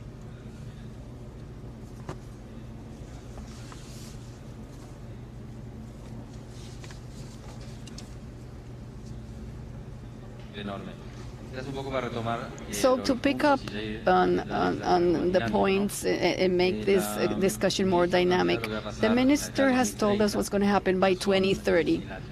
In Latin America, we consider it's the creation of 50 million jobs that can be part of the reactivation in our countries. And by 2050, our countries will be able to produce 12.5% of hydrogen globally. So this positions the region in the map. So bringing it down to Colombia, Felipe, I want to ask you, how do you see it in terms of the generation of jobs, investments? What are your plans? Well, the first thing you need to think about is the context in which we are. And it is that during the last 18 months, the pandemic has taught us that we're very fragile as human beings, but it's accelerated many things, amongst these things like electrification or decarbonization. And from Ecopetrol, we see our role in this backbone of reactivating the country, the recovery of the economy, and in trying to bounce back and step out of this crisis the best way possible. To give you an example, during the crisis, we had to reduce the number of indirect jobs. Today, we're above 51,000 indirect jobs in the industry.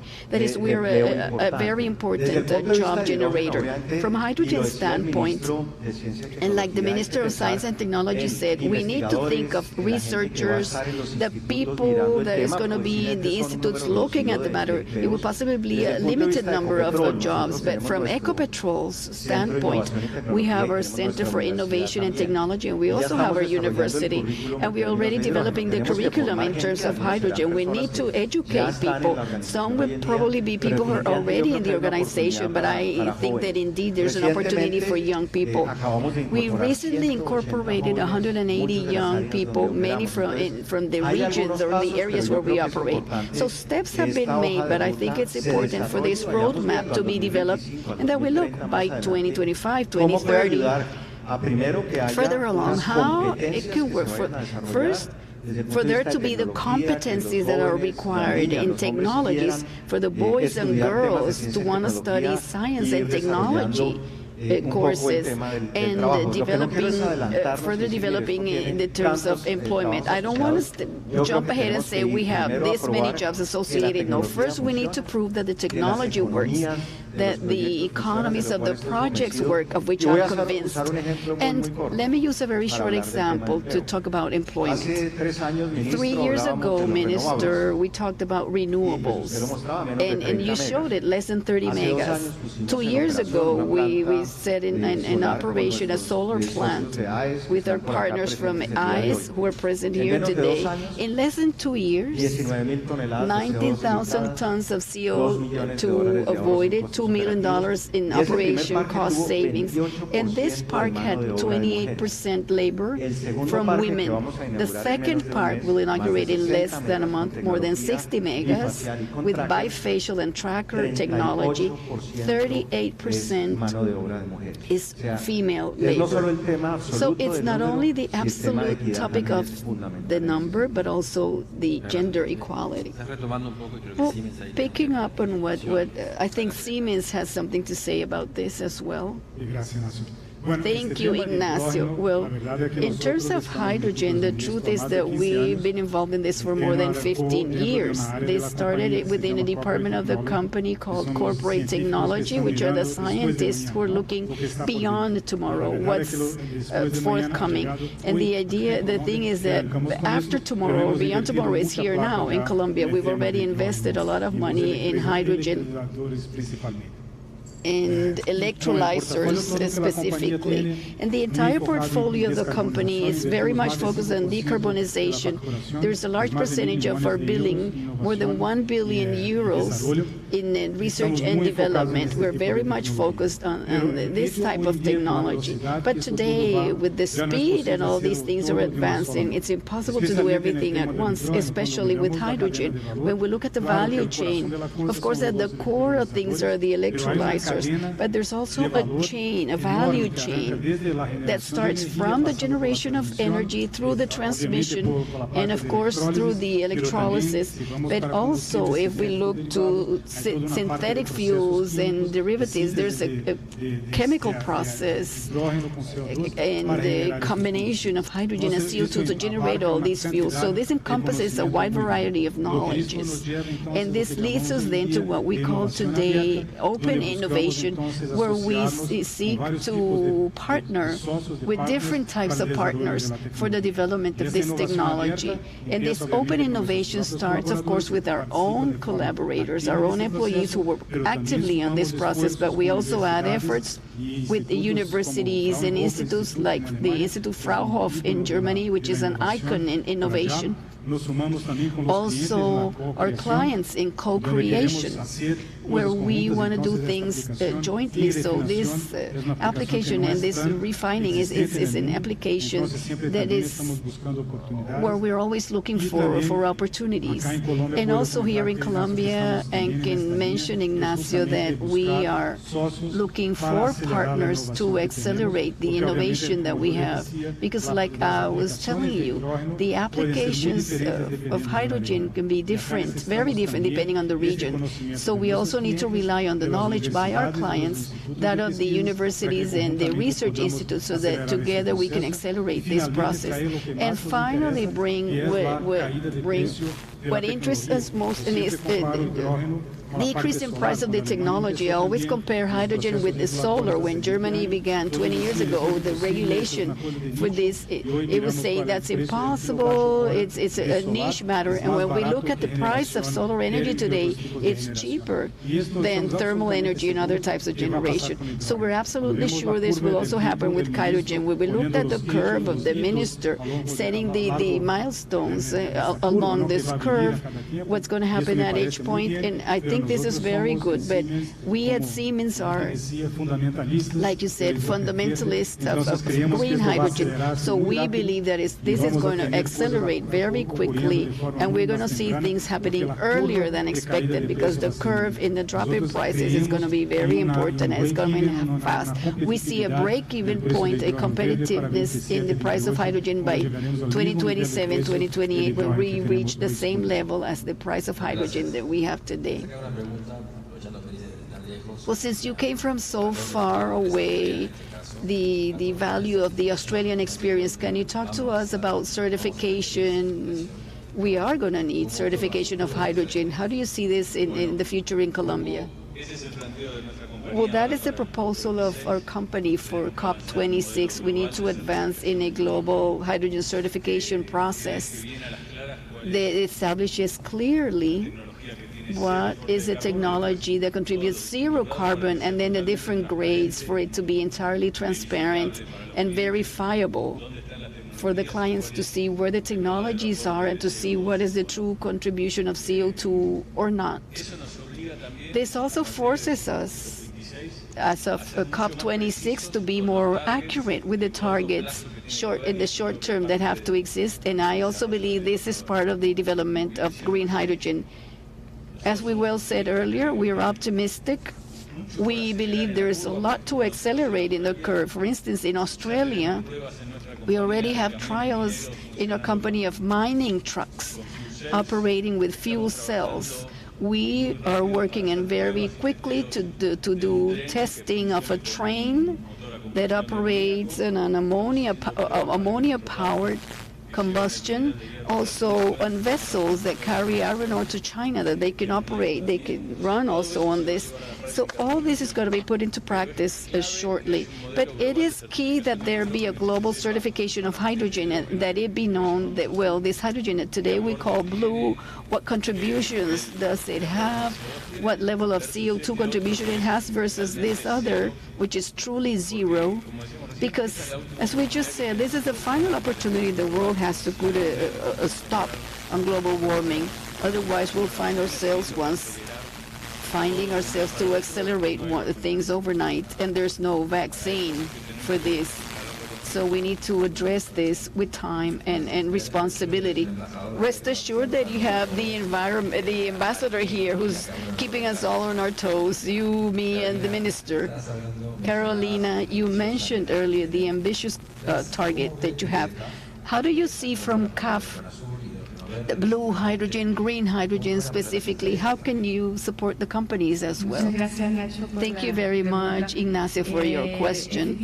Indeed, we can support the structuring of projects. Firstly, I think that with the generation of knowledge, the structuring of projects, market studies, I think this is going to be very important a bit to understand this. Like you will mention that 20 years ago we were precisely understanding how the new renewable energy is operated at that time, solar energy, wind energy, what were the points or the aspects that had to be evaluated for the projects to be bankable and successful.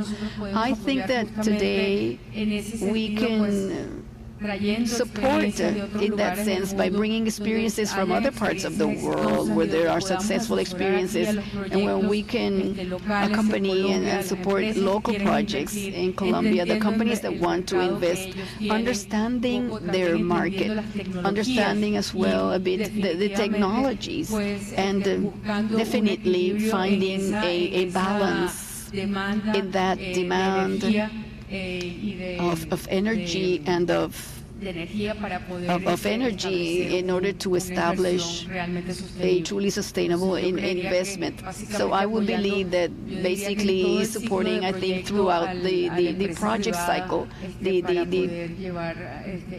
private sector, private companies to make their investment successful.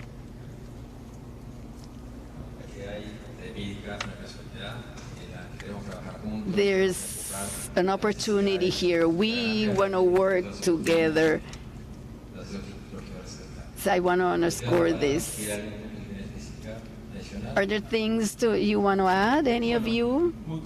Well, very briefly, Minister, talking about employment.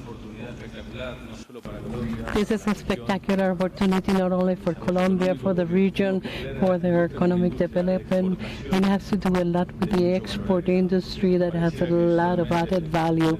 And I think that we're talking about electrolysis, but no, we have to generate energy, we have to construct the port facilities. There's a lot of work in the establishment of the industry and then the operation of the industry. So this is a spectacular opportunity. One reflection that has to do with the need for the joint work.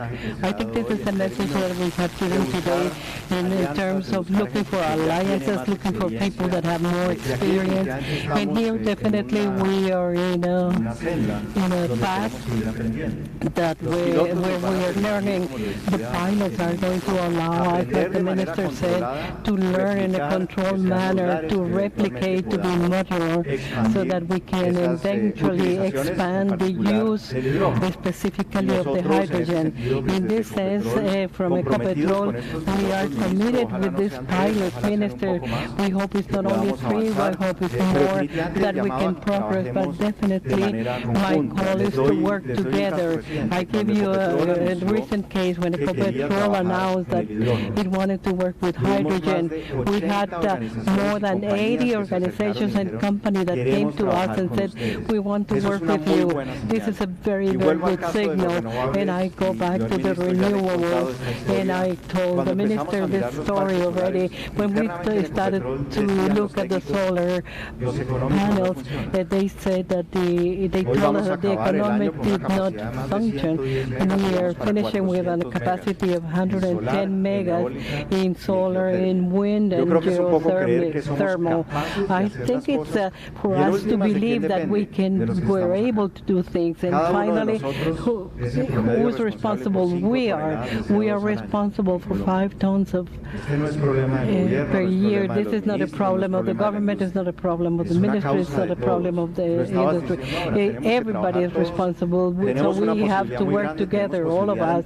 We have a great opportunity. We have the opportunity of chaining, linking a lot of industries, and so we have to continue supporting hydrogen as an important energy transaction item. Okay. The final point of the presentation, I want to thank you for the opportunity. We see that the topic of green hydrogen is very important due to the climate change and the decarbonization goals that all the countries have. this is going to be very clear. The reality is that Germany is an example with the investments that we have made. Many countries are ready to take these guidelines and bring them to their countries. And here, I think that with Colombia, we have a very solid relationship, but we need to put on the table concrete projects. We are only going to bring capital funds here if we, Germany and other countries, of course, if we have very concrete projects telling us, here's the project, here's the demand, here's the solution. And this from our part, we have always been committed since the beginning with the government to help the country, because we see this as a great opportunity of the country, and you can count on us to help you with concrete projects, and we hope that we are part of these 3 pilot projects. Thank you so much. Thank you so much. Well, from CAF, we want to be an ally for Colombia in the path of the decarbonization and in the compliance of their commitments. We are totally convinced, and this is reaffirmed by the commitment of our President of having 40% of our approvals in green approvals from here to 2040. So our message perhaps is you can count on us that together with IDB, we can support you in having a transition in the best manner. Minister, thank you so much. You have a network of private and diplomatic partners. You can count on us with the next step in this roadmap. And I want to thank everybody and pay tribute to the Mayor. And thank you for listening to the panel. And I want to mention especially the Mayor. Barranquilla for us is the first city of biodiversity in America. We are focusing all this, and it's not that's why we're here. Thank you so much to the Mayor. Thank you so much, Dr. Ignacio, and the invitations to panel 2. At this moment, we welcome Dr. Camilo Uribe, who is going to make a very short presentation, and we welcome him and give him the floor.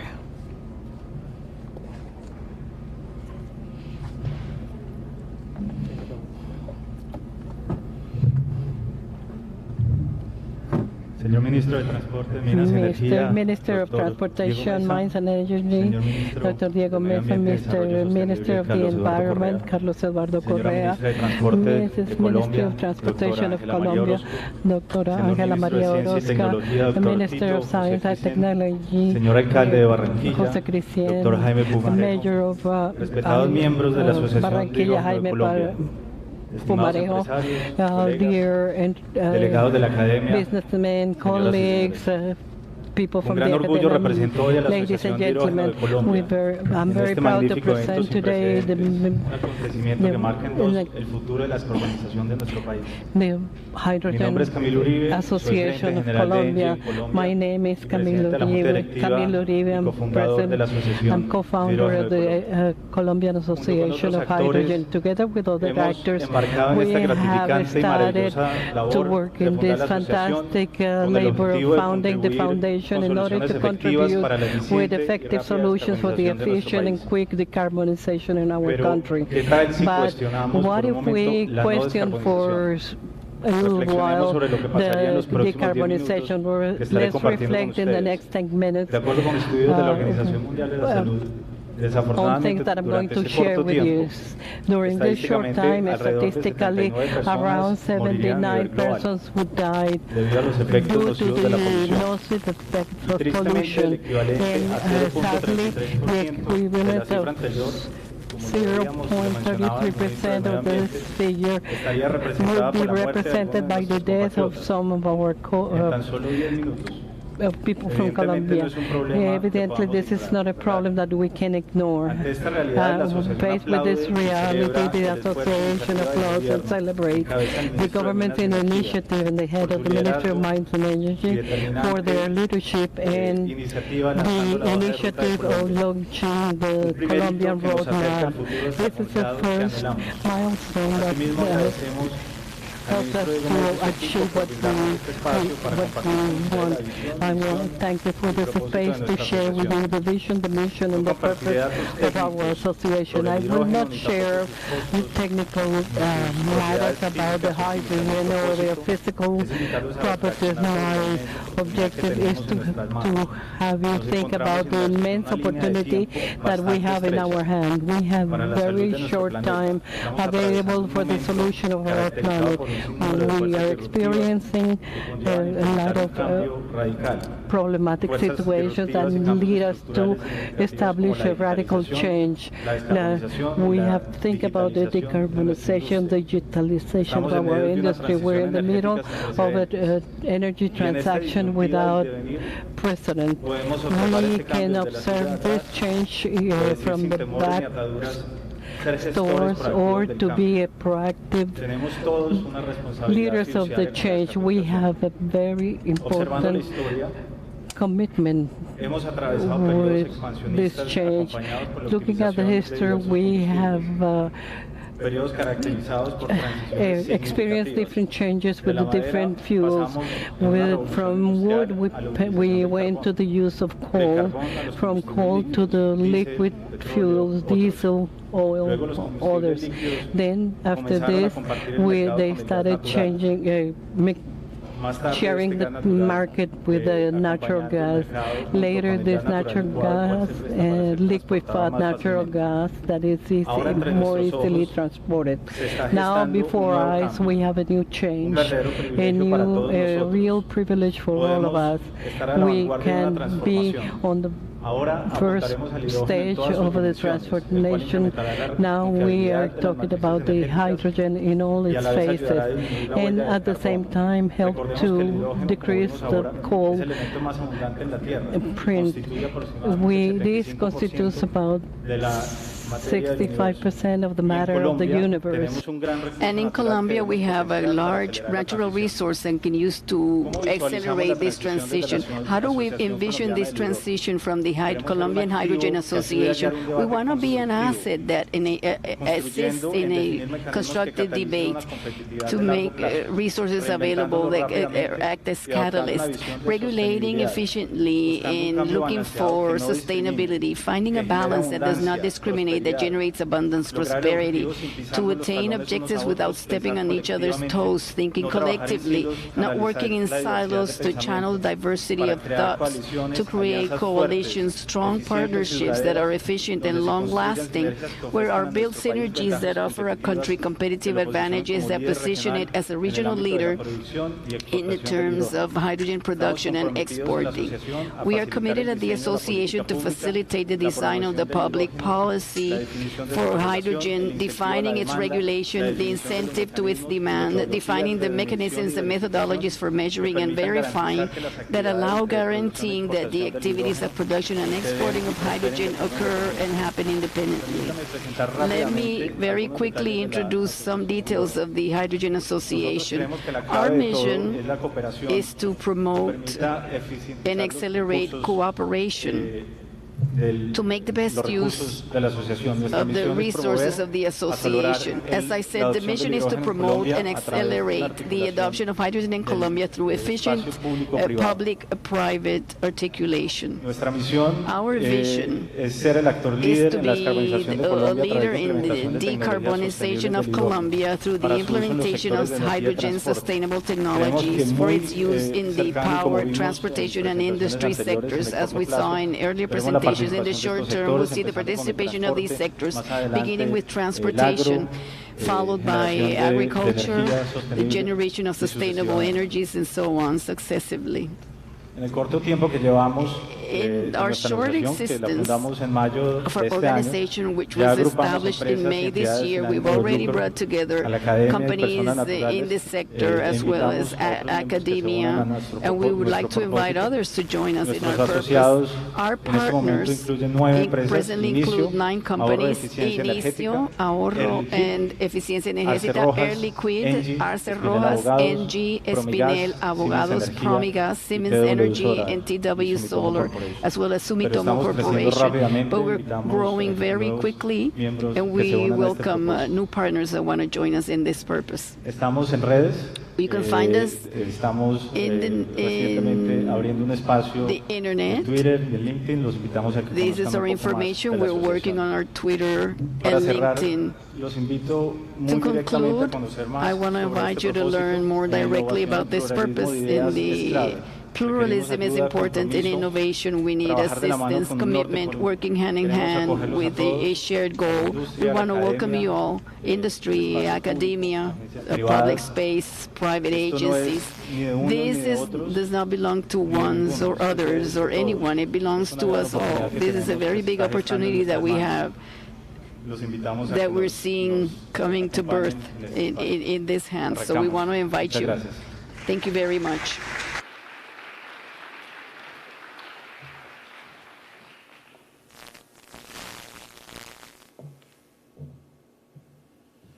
Muchas gracias, doctor. Thank you very much, Camilo Uribe, President of the Colombian Hydrogen Association.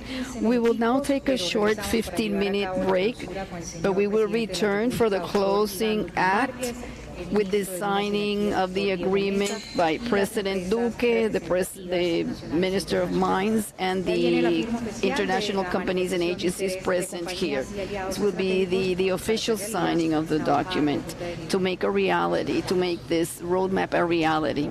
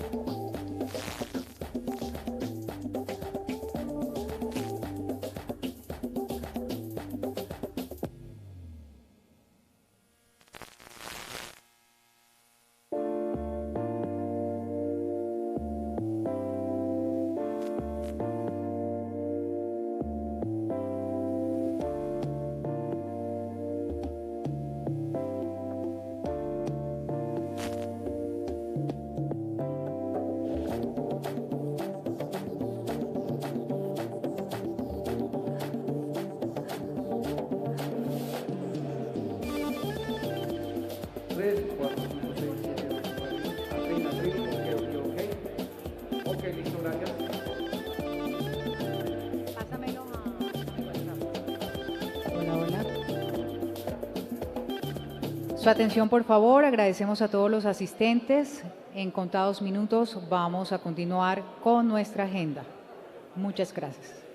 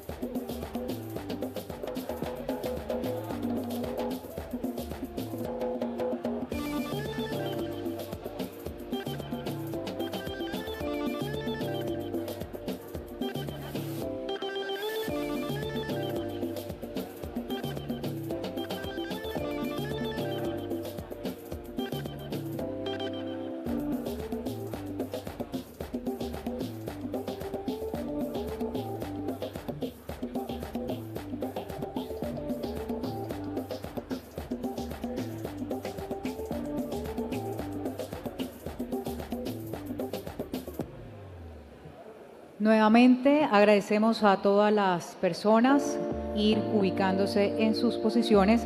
En contados minutos daremos inicio a nuestra programación.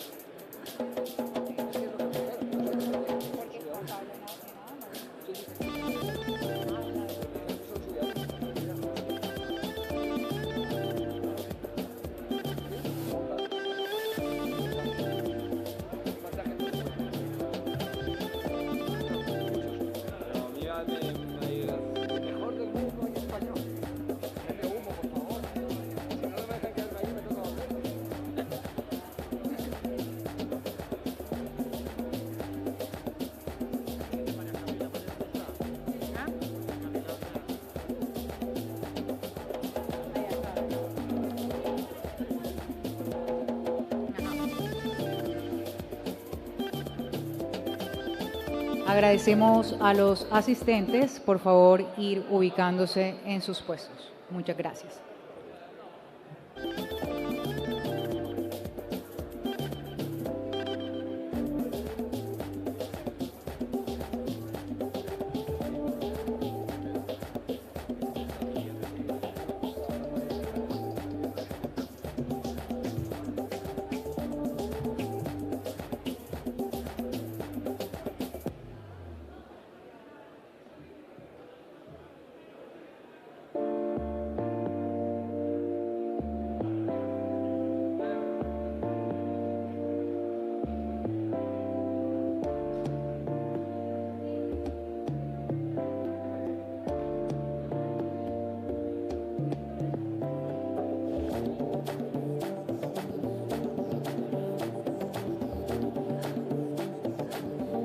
Agradecemos a las personas ubicarse en sus posiciones. Ya en contados minutos, aproximadamente un minuto, daremos inicio a la agenda.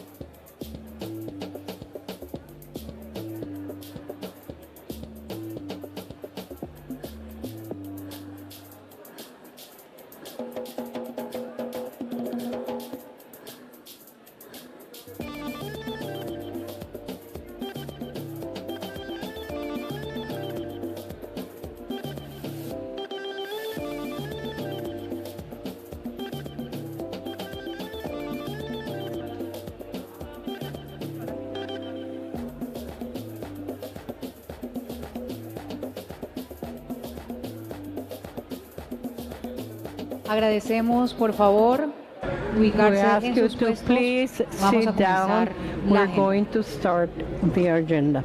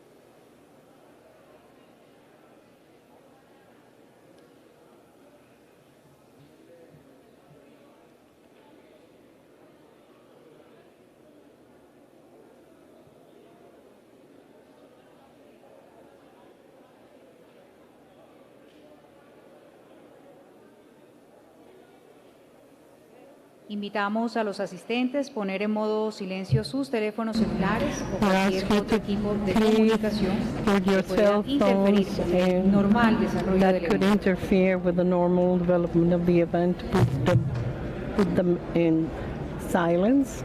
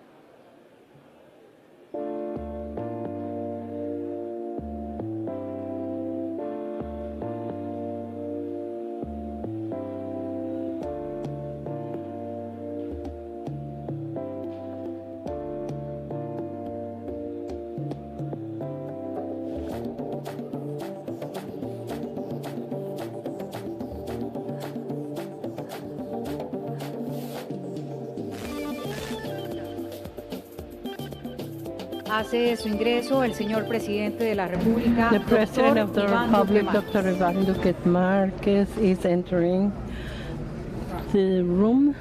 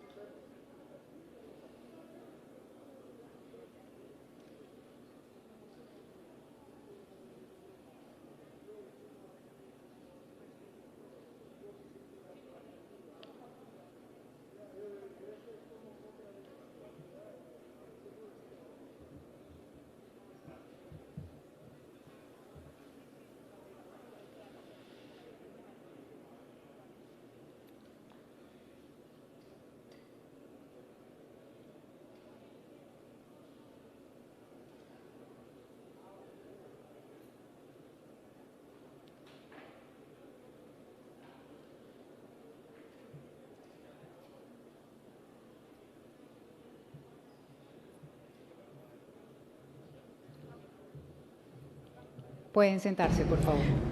Please take your seats.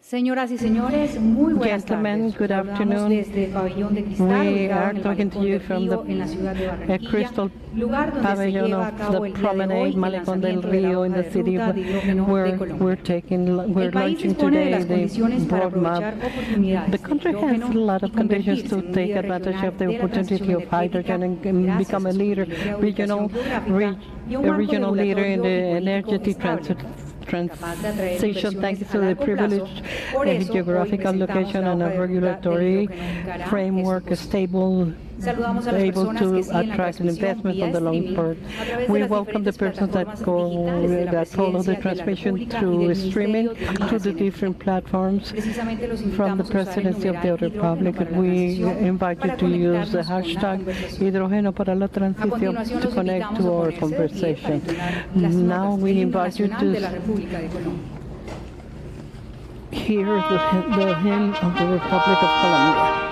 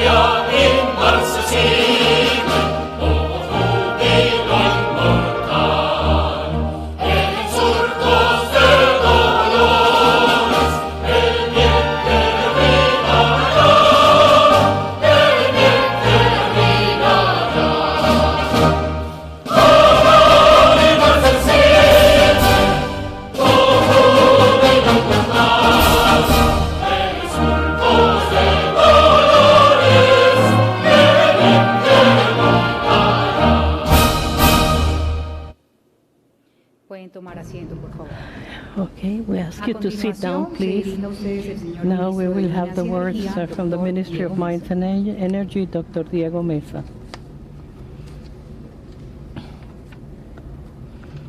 Gracias, buenas tardes nuevamente a todos, afternoon señor again to presidente everybody, Mr. President Iván Duque. It's a pleasure to have you here, the governor and Mr. Mayor. A very brief summary of what we have done today. We presented to the world the roadmap, the hydrogen roadmap of Colombia, that is the energy of the future, to be able to decarbonize the sectors of the economy that are more intensive and in the y use of presentamos energy. acá metas We here concretas a presented 2030 concrete con un marco goals to regulatorio 2030 que usted through a conoce framework, perfectamente bien, que a complementamos regulatory framework recientemente that con la you sanción know very presidencial de la well, ley which you 2099, recently la ley signed de with Law transición energética, 2029, the con una Energy aceleración en la Transition incorporación Law, de energías with an renovables no acceleration convencionales of the muy change of significativa, en donde en un periodo de 4 años energy with pasamos de in a menos del period of 4 years 0.2% we de participación en went la matriz from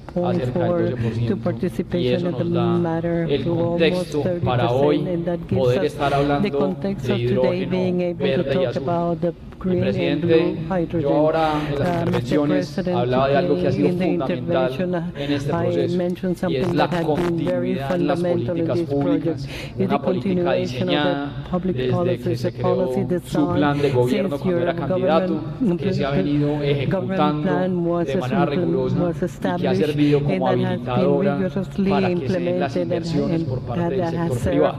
as a En esa hoja de ruta, foundation presidente, creo for que es muy private sector diciente que investments. hoy nos From, acompañen y participamos from en there los it is paneles de esta very mañana, important no to solamente de have the nuestra ministra de Transporte, el participation of ministro not de only the Ambiente, el ministro Ministry de of Ciencia, Tecnología e Transportation, Innovación, of sino Environment, of también Science and el Technology, presidente but de also Ecopetrol, the president of Ecopetrol, representantes the de la empresa representatives Fortescue of de the Australia, de la Fortis of empresa Australia, Siemens, representantes del Banco and Interamericano de representatives of Desarrollo, the quien financió Inter-American con Development recursos Plan who del financed Reino Unido with resources esta from hoja de Great ruta Britain this y roadmap, del and Banco of the de Desarrollo de América Latina, CAF, Inter-American quien hoy se define como el Banco Bank, Verde CAF, de la that región. defines Y por today as the Green supuesto, Bank of the la region. participación y el And of course, acompañamiento the que participation tuvimos hoy and también del embajador del Reino Unido, del embajador de Dinamarca, del embajador de Australia, el embajador de Corea, el embajador de Alemania y delegaciones del cuerpo diplomático presente, además del sector privado. Entonces, presidente, hoy con mucho orgullo lanzamos esta hoja de ruta que nos va a posicionar como líderes en materia de transición energética, ahora apostándole al hidrógeno azul, al hidrógeno verde, y como lo decía también en mi intervención, este proyecto además unifica el sector de energía, el sector de hidrocarburos y de minería con captura y almacenamiento y uso de carbono, y nos lleva a ese proceso de descarbonización, y que usted ha liderado no solamente a nivel regional sino internacional para que Colombia hoy sea un referente de lucha contra el cambio climático. Es un resumen rápido, presidente, pero agradecemos mucho que usted esté aquí presente hoy en este lanzamiento, que tenemos más de 800 personas conectadas siguiendo esto desde diferentes países y obviamente desde diferentes regiones de Colombia, y lo hacemos acá obviamente en la región Caribe, que es el epicentro de la transición energética de Colombia. Muchas gracias. Thank you so much.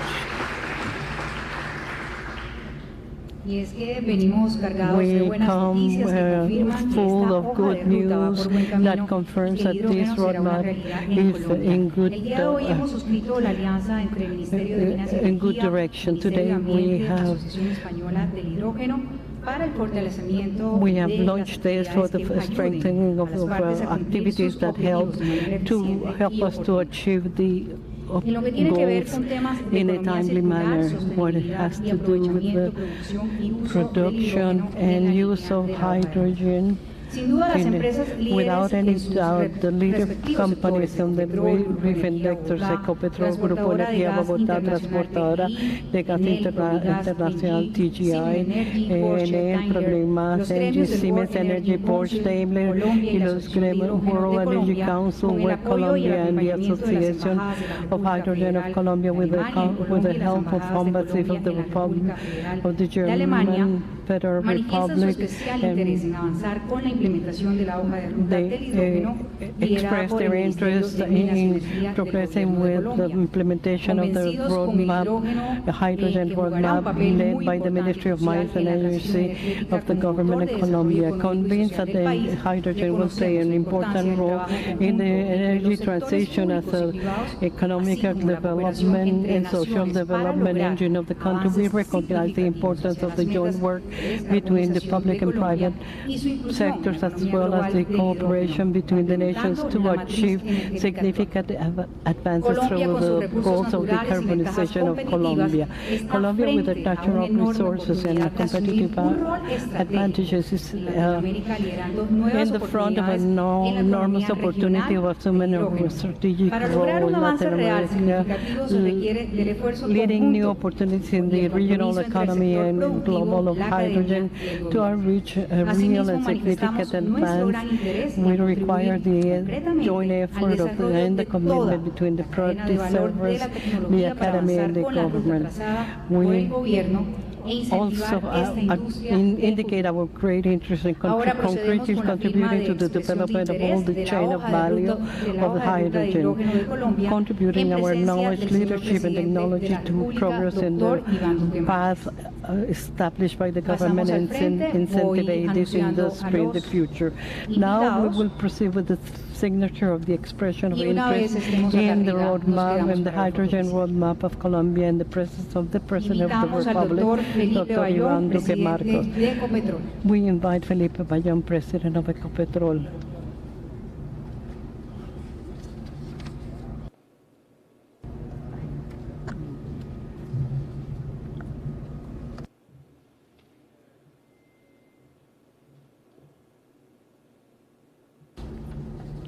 Firma el doctor Felipe Bayón. Mr. Felipe Bayón, President of Ecopetrol, signed. Firma el doctor Álvaro Villasante, vicepresidente de Negocios e Innovación, Vice President of Business and Innovation of GEB.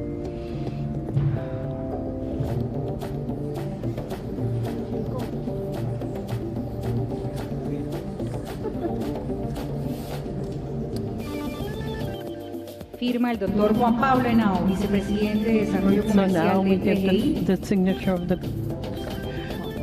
of Mr. Juan Pablo Henao.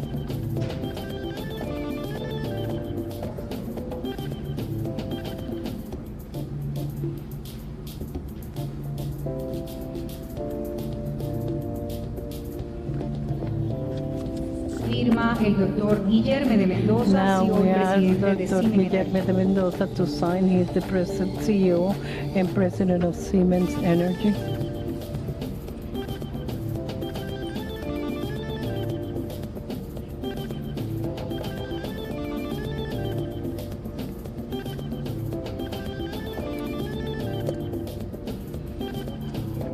Firma el doctor Camilo Uribe, presidente de la Now, Asociación Mr. Colombiana. Camilo Uribe, President of the Colombian Association of Hydrogen,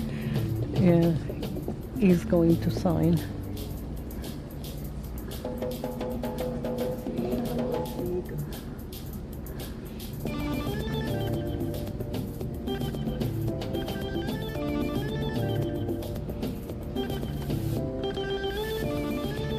Firma el doctor Now we José have the Antonio Vargas signature Lleras, presidente de of la José Web Colombia. Antonio Vargas Lleras, President of Web Colombia. Oh.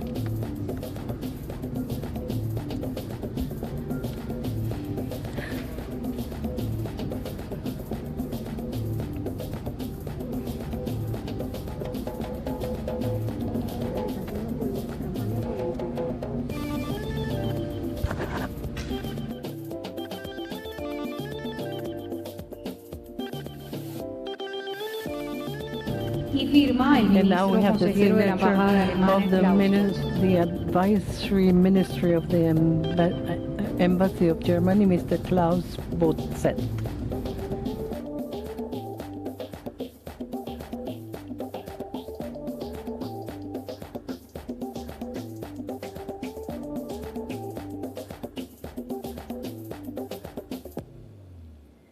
Muy bien, procedemos ahora a la toma oficial de la firma. To the photograph of the signers.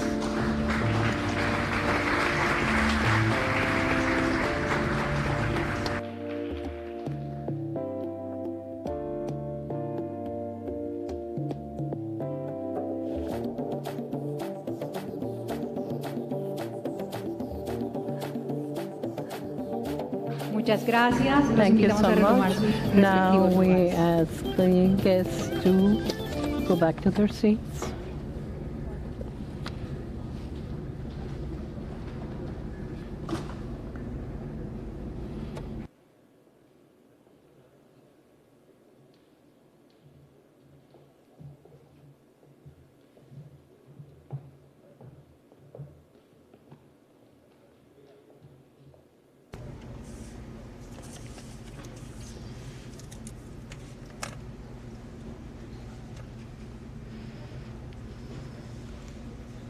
A continuación se dirige a ustedes el Now, señor the presidente de la remarks by the República de President of Colombia, Colombia, doctor Iván Duque Márquez. Warm greetings to all of you. Dear Governor Elsa Noguera, it's a pleasure to greet you. I'm very happy that you are here. I would like to greet our very good friend, the Mayor of Barranquilla, Jaime Pumarejo. Thank you very much, Mayor, for once again being the host at this Golden Gate of Colombia. Greetings to Diego Mesa Puyo, Minister of Mines and Energy. I want to especially congratulate him for this very important and historic event. I would also like to greet Colin Martin Reynolds, the Ambassador of the United Kingdom to Colombia, the Ambassador of the Kingdom of Denmark, Eric Kerr, the Ambassador of the Republic of Korea, Shi Yu-Miu. Greetings also to the Ambassador of the Commonwealth of Australia, Ms. Thompson. Also the Minister, the Counselor Minister from the Embassy of Germany, Klaus Bostedt, Nemesio Royce, Miguel Amin, Modesto Aguilera, Jose Gabriel Amar, Jose Fernando Espinal, members of Colombian Congress, very enthusiastic supporters of energy transition. Greetings to Felipe Bayón, President of Ecopetrol, the representative of IDB in Colombia, Ignacio Corlasoli, the Vice Ministers, Mr. Lotero. I would also like to greet members of the technical teams, and very special greetings to all the CEOs and presidents of the companies that are making this big commitment today. I want to share with you the following. Dear Governor, dear Mayor, today is a historical day for Colombia, because we are making a very huge bet on our energy transition. What does the hydrogen roadmap mean, and what does it mean at this time our planet is experiencing? First and foremost, and I will not get tired of saying so, the world is experiencing today a climate change crisis. It's no longer the climate change phenomenon, it's the climate crisis. It's a crisis generated by a development model of many centuries, where it was believed that only lower price, greater productivity was the paradigm. And it happens that for many centuries, this was not accompanied with sustainable environmental sustainability. The repercussion of this is 52 billion tons of greenhouse effect gases emitted on a yearly basis, in which not even the COVID-19 pandemic, with all the impact it had on human interactions, generated a substantial reduction on this. What does this mean? That acting is a moral duty. It is not a matter of simply considering it. It has to be done.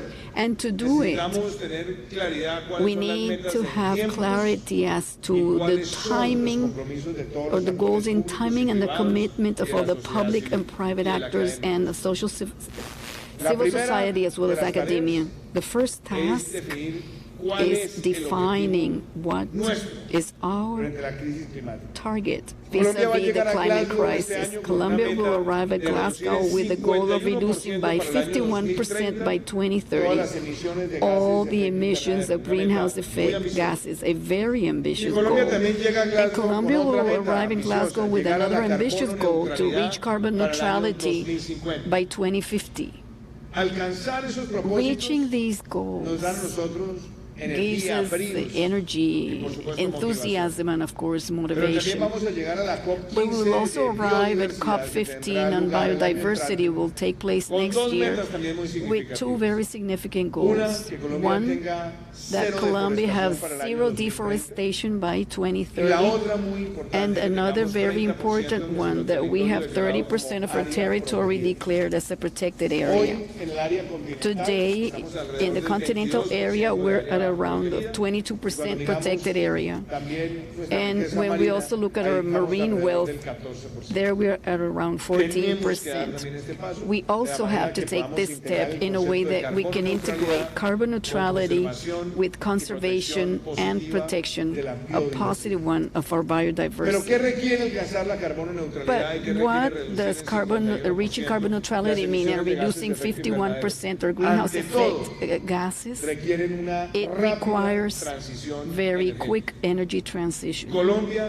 Colombia has been doing this in the last 3 years, and I want to emphasize in that when our administration began, just 0.2% of the energy matrix were renewable, unconventional renewable energies. 0.2%, that is 35 megawatts.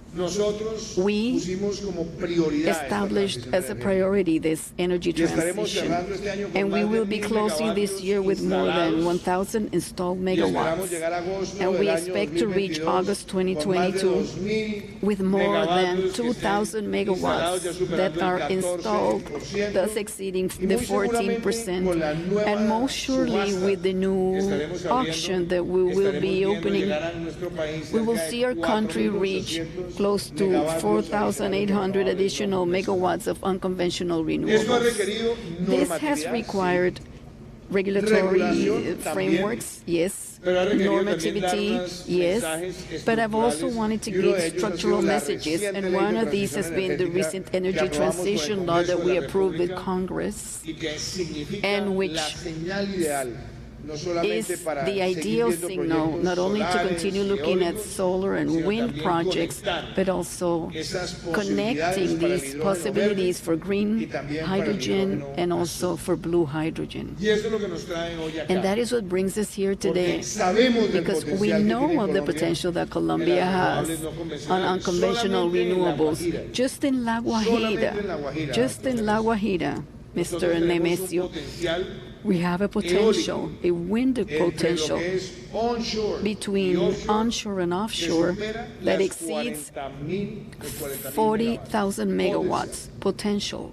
And when we look at the potential of solar energy in La Guajira, we're merely talking about 45,000 megawatts. That's potential in these industries. And now let's talk about the opportunity for hydrogen. There's 3 discussions that have happened around hydrogen. Gray hydrogen, which arises, or which results, of course, from processes where gas and coal or carbon are used. But gray hydrogen always is present in the conversation with high levels of emission. And that's why the discussion about gray hydrogen has been very controversial in the framework of environmental sustainability. But this has opened the possibilities of putting on the table the discussion of green and blue hydrogens. And I start with the conversation about blue hydrogen. Nowadays, we need to acknowledge that Colombia has a potential, a gas potential, that it has reserves for close to 7.7 years. And we have a potential in coal that's almost 50 years of reserves. It's millions of tons of coal.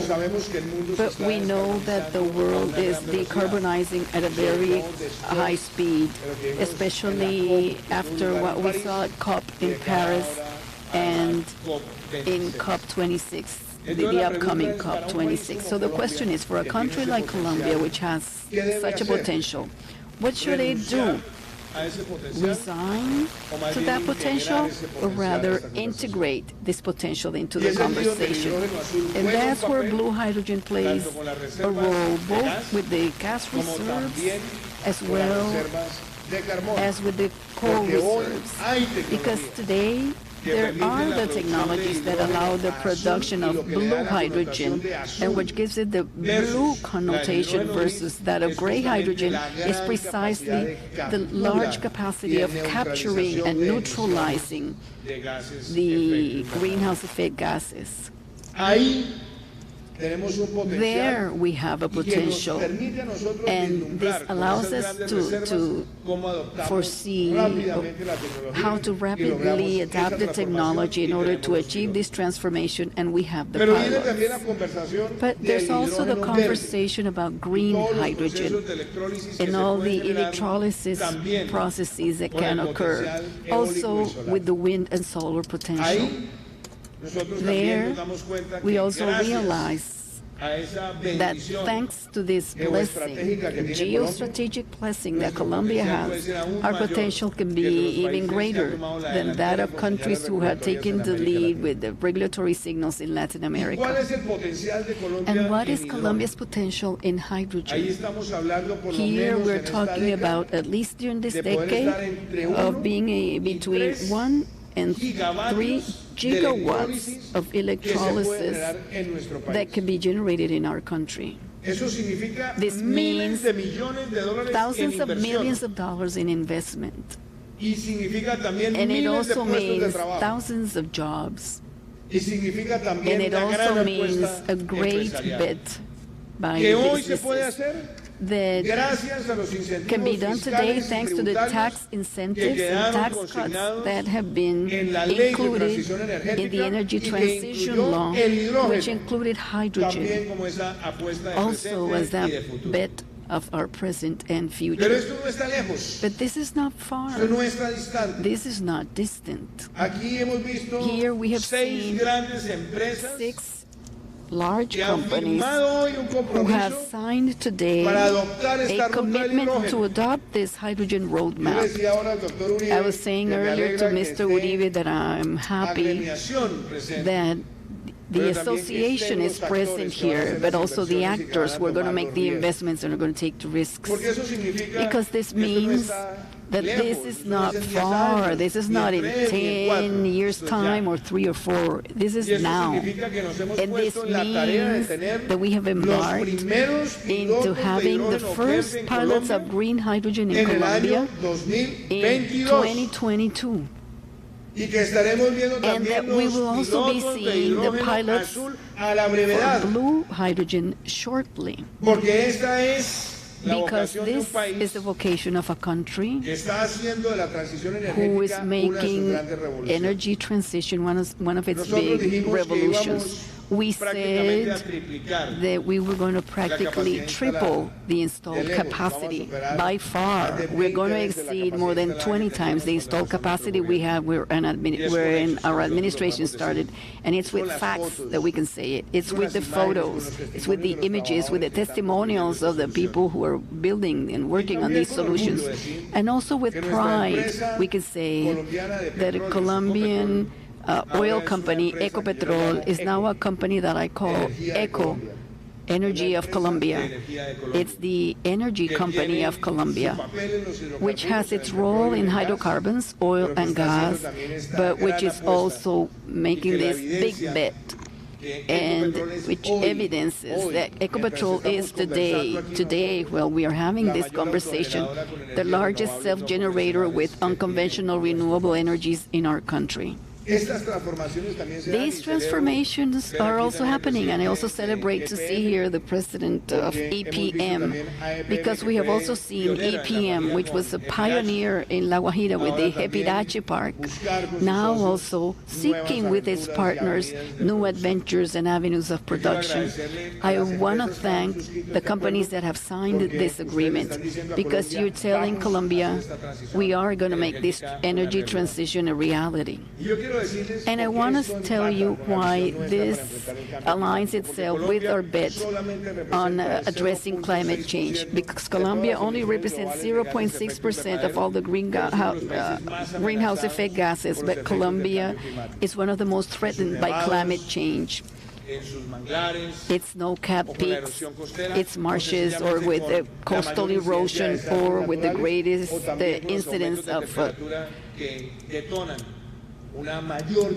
accidents and erosions and the arrival of diseases, transmissible diseases. So Colombia will arrive at this COP with its message of emission reduction, with carbon neutrality, its message of zero deforestation, and hear me very clearly, we will arrive with a 30% of a territory with protected areas by August 2022.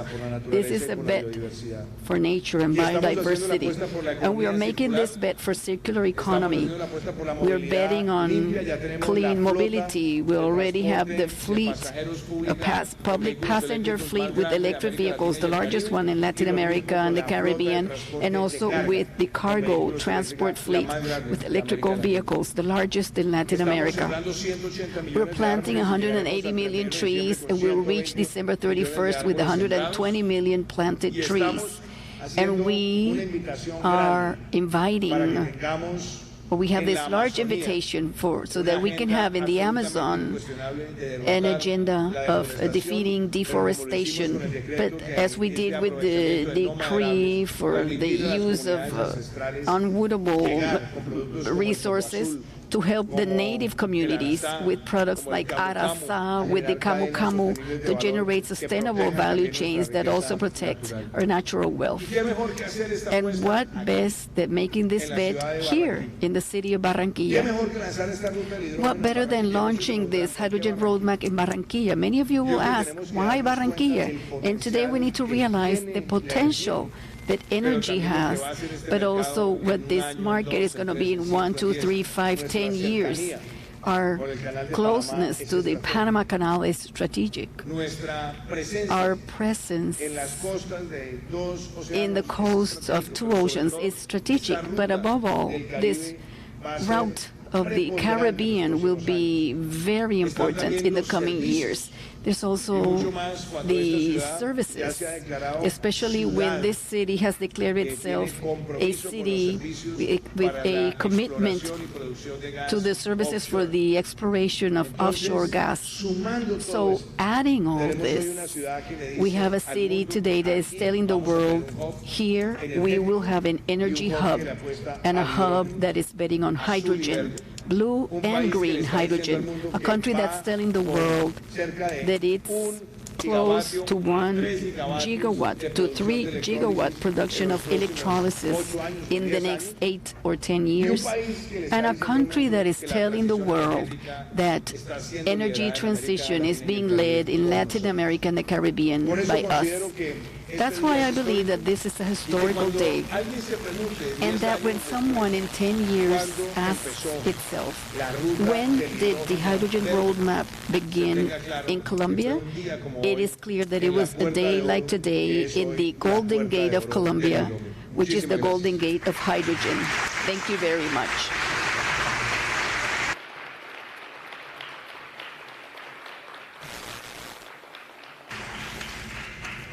Thank you very much, Mr. President Iván Duque Márquez.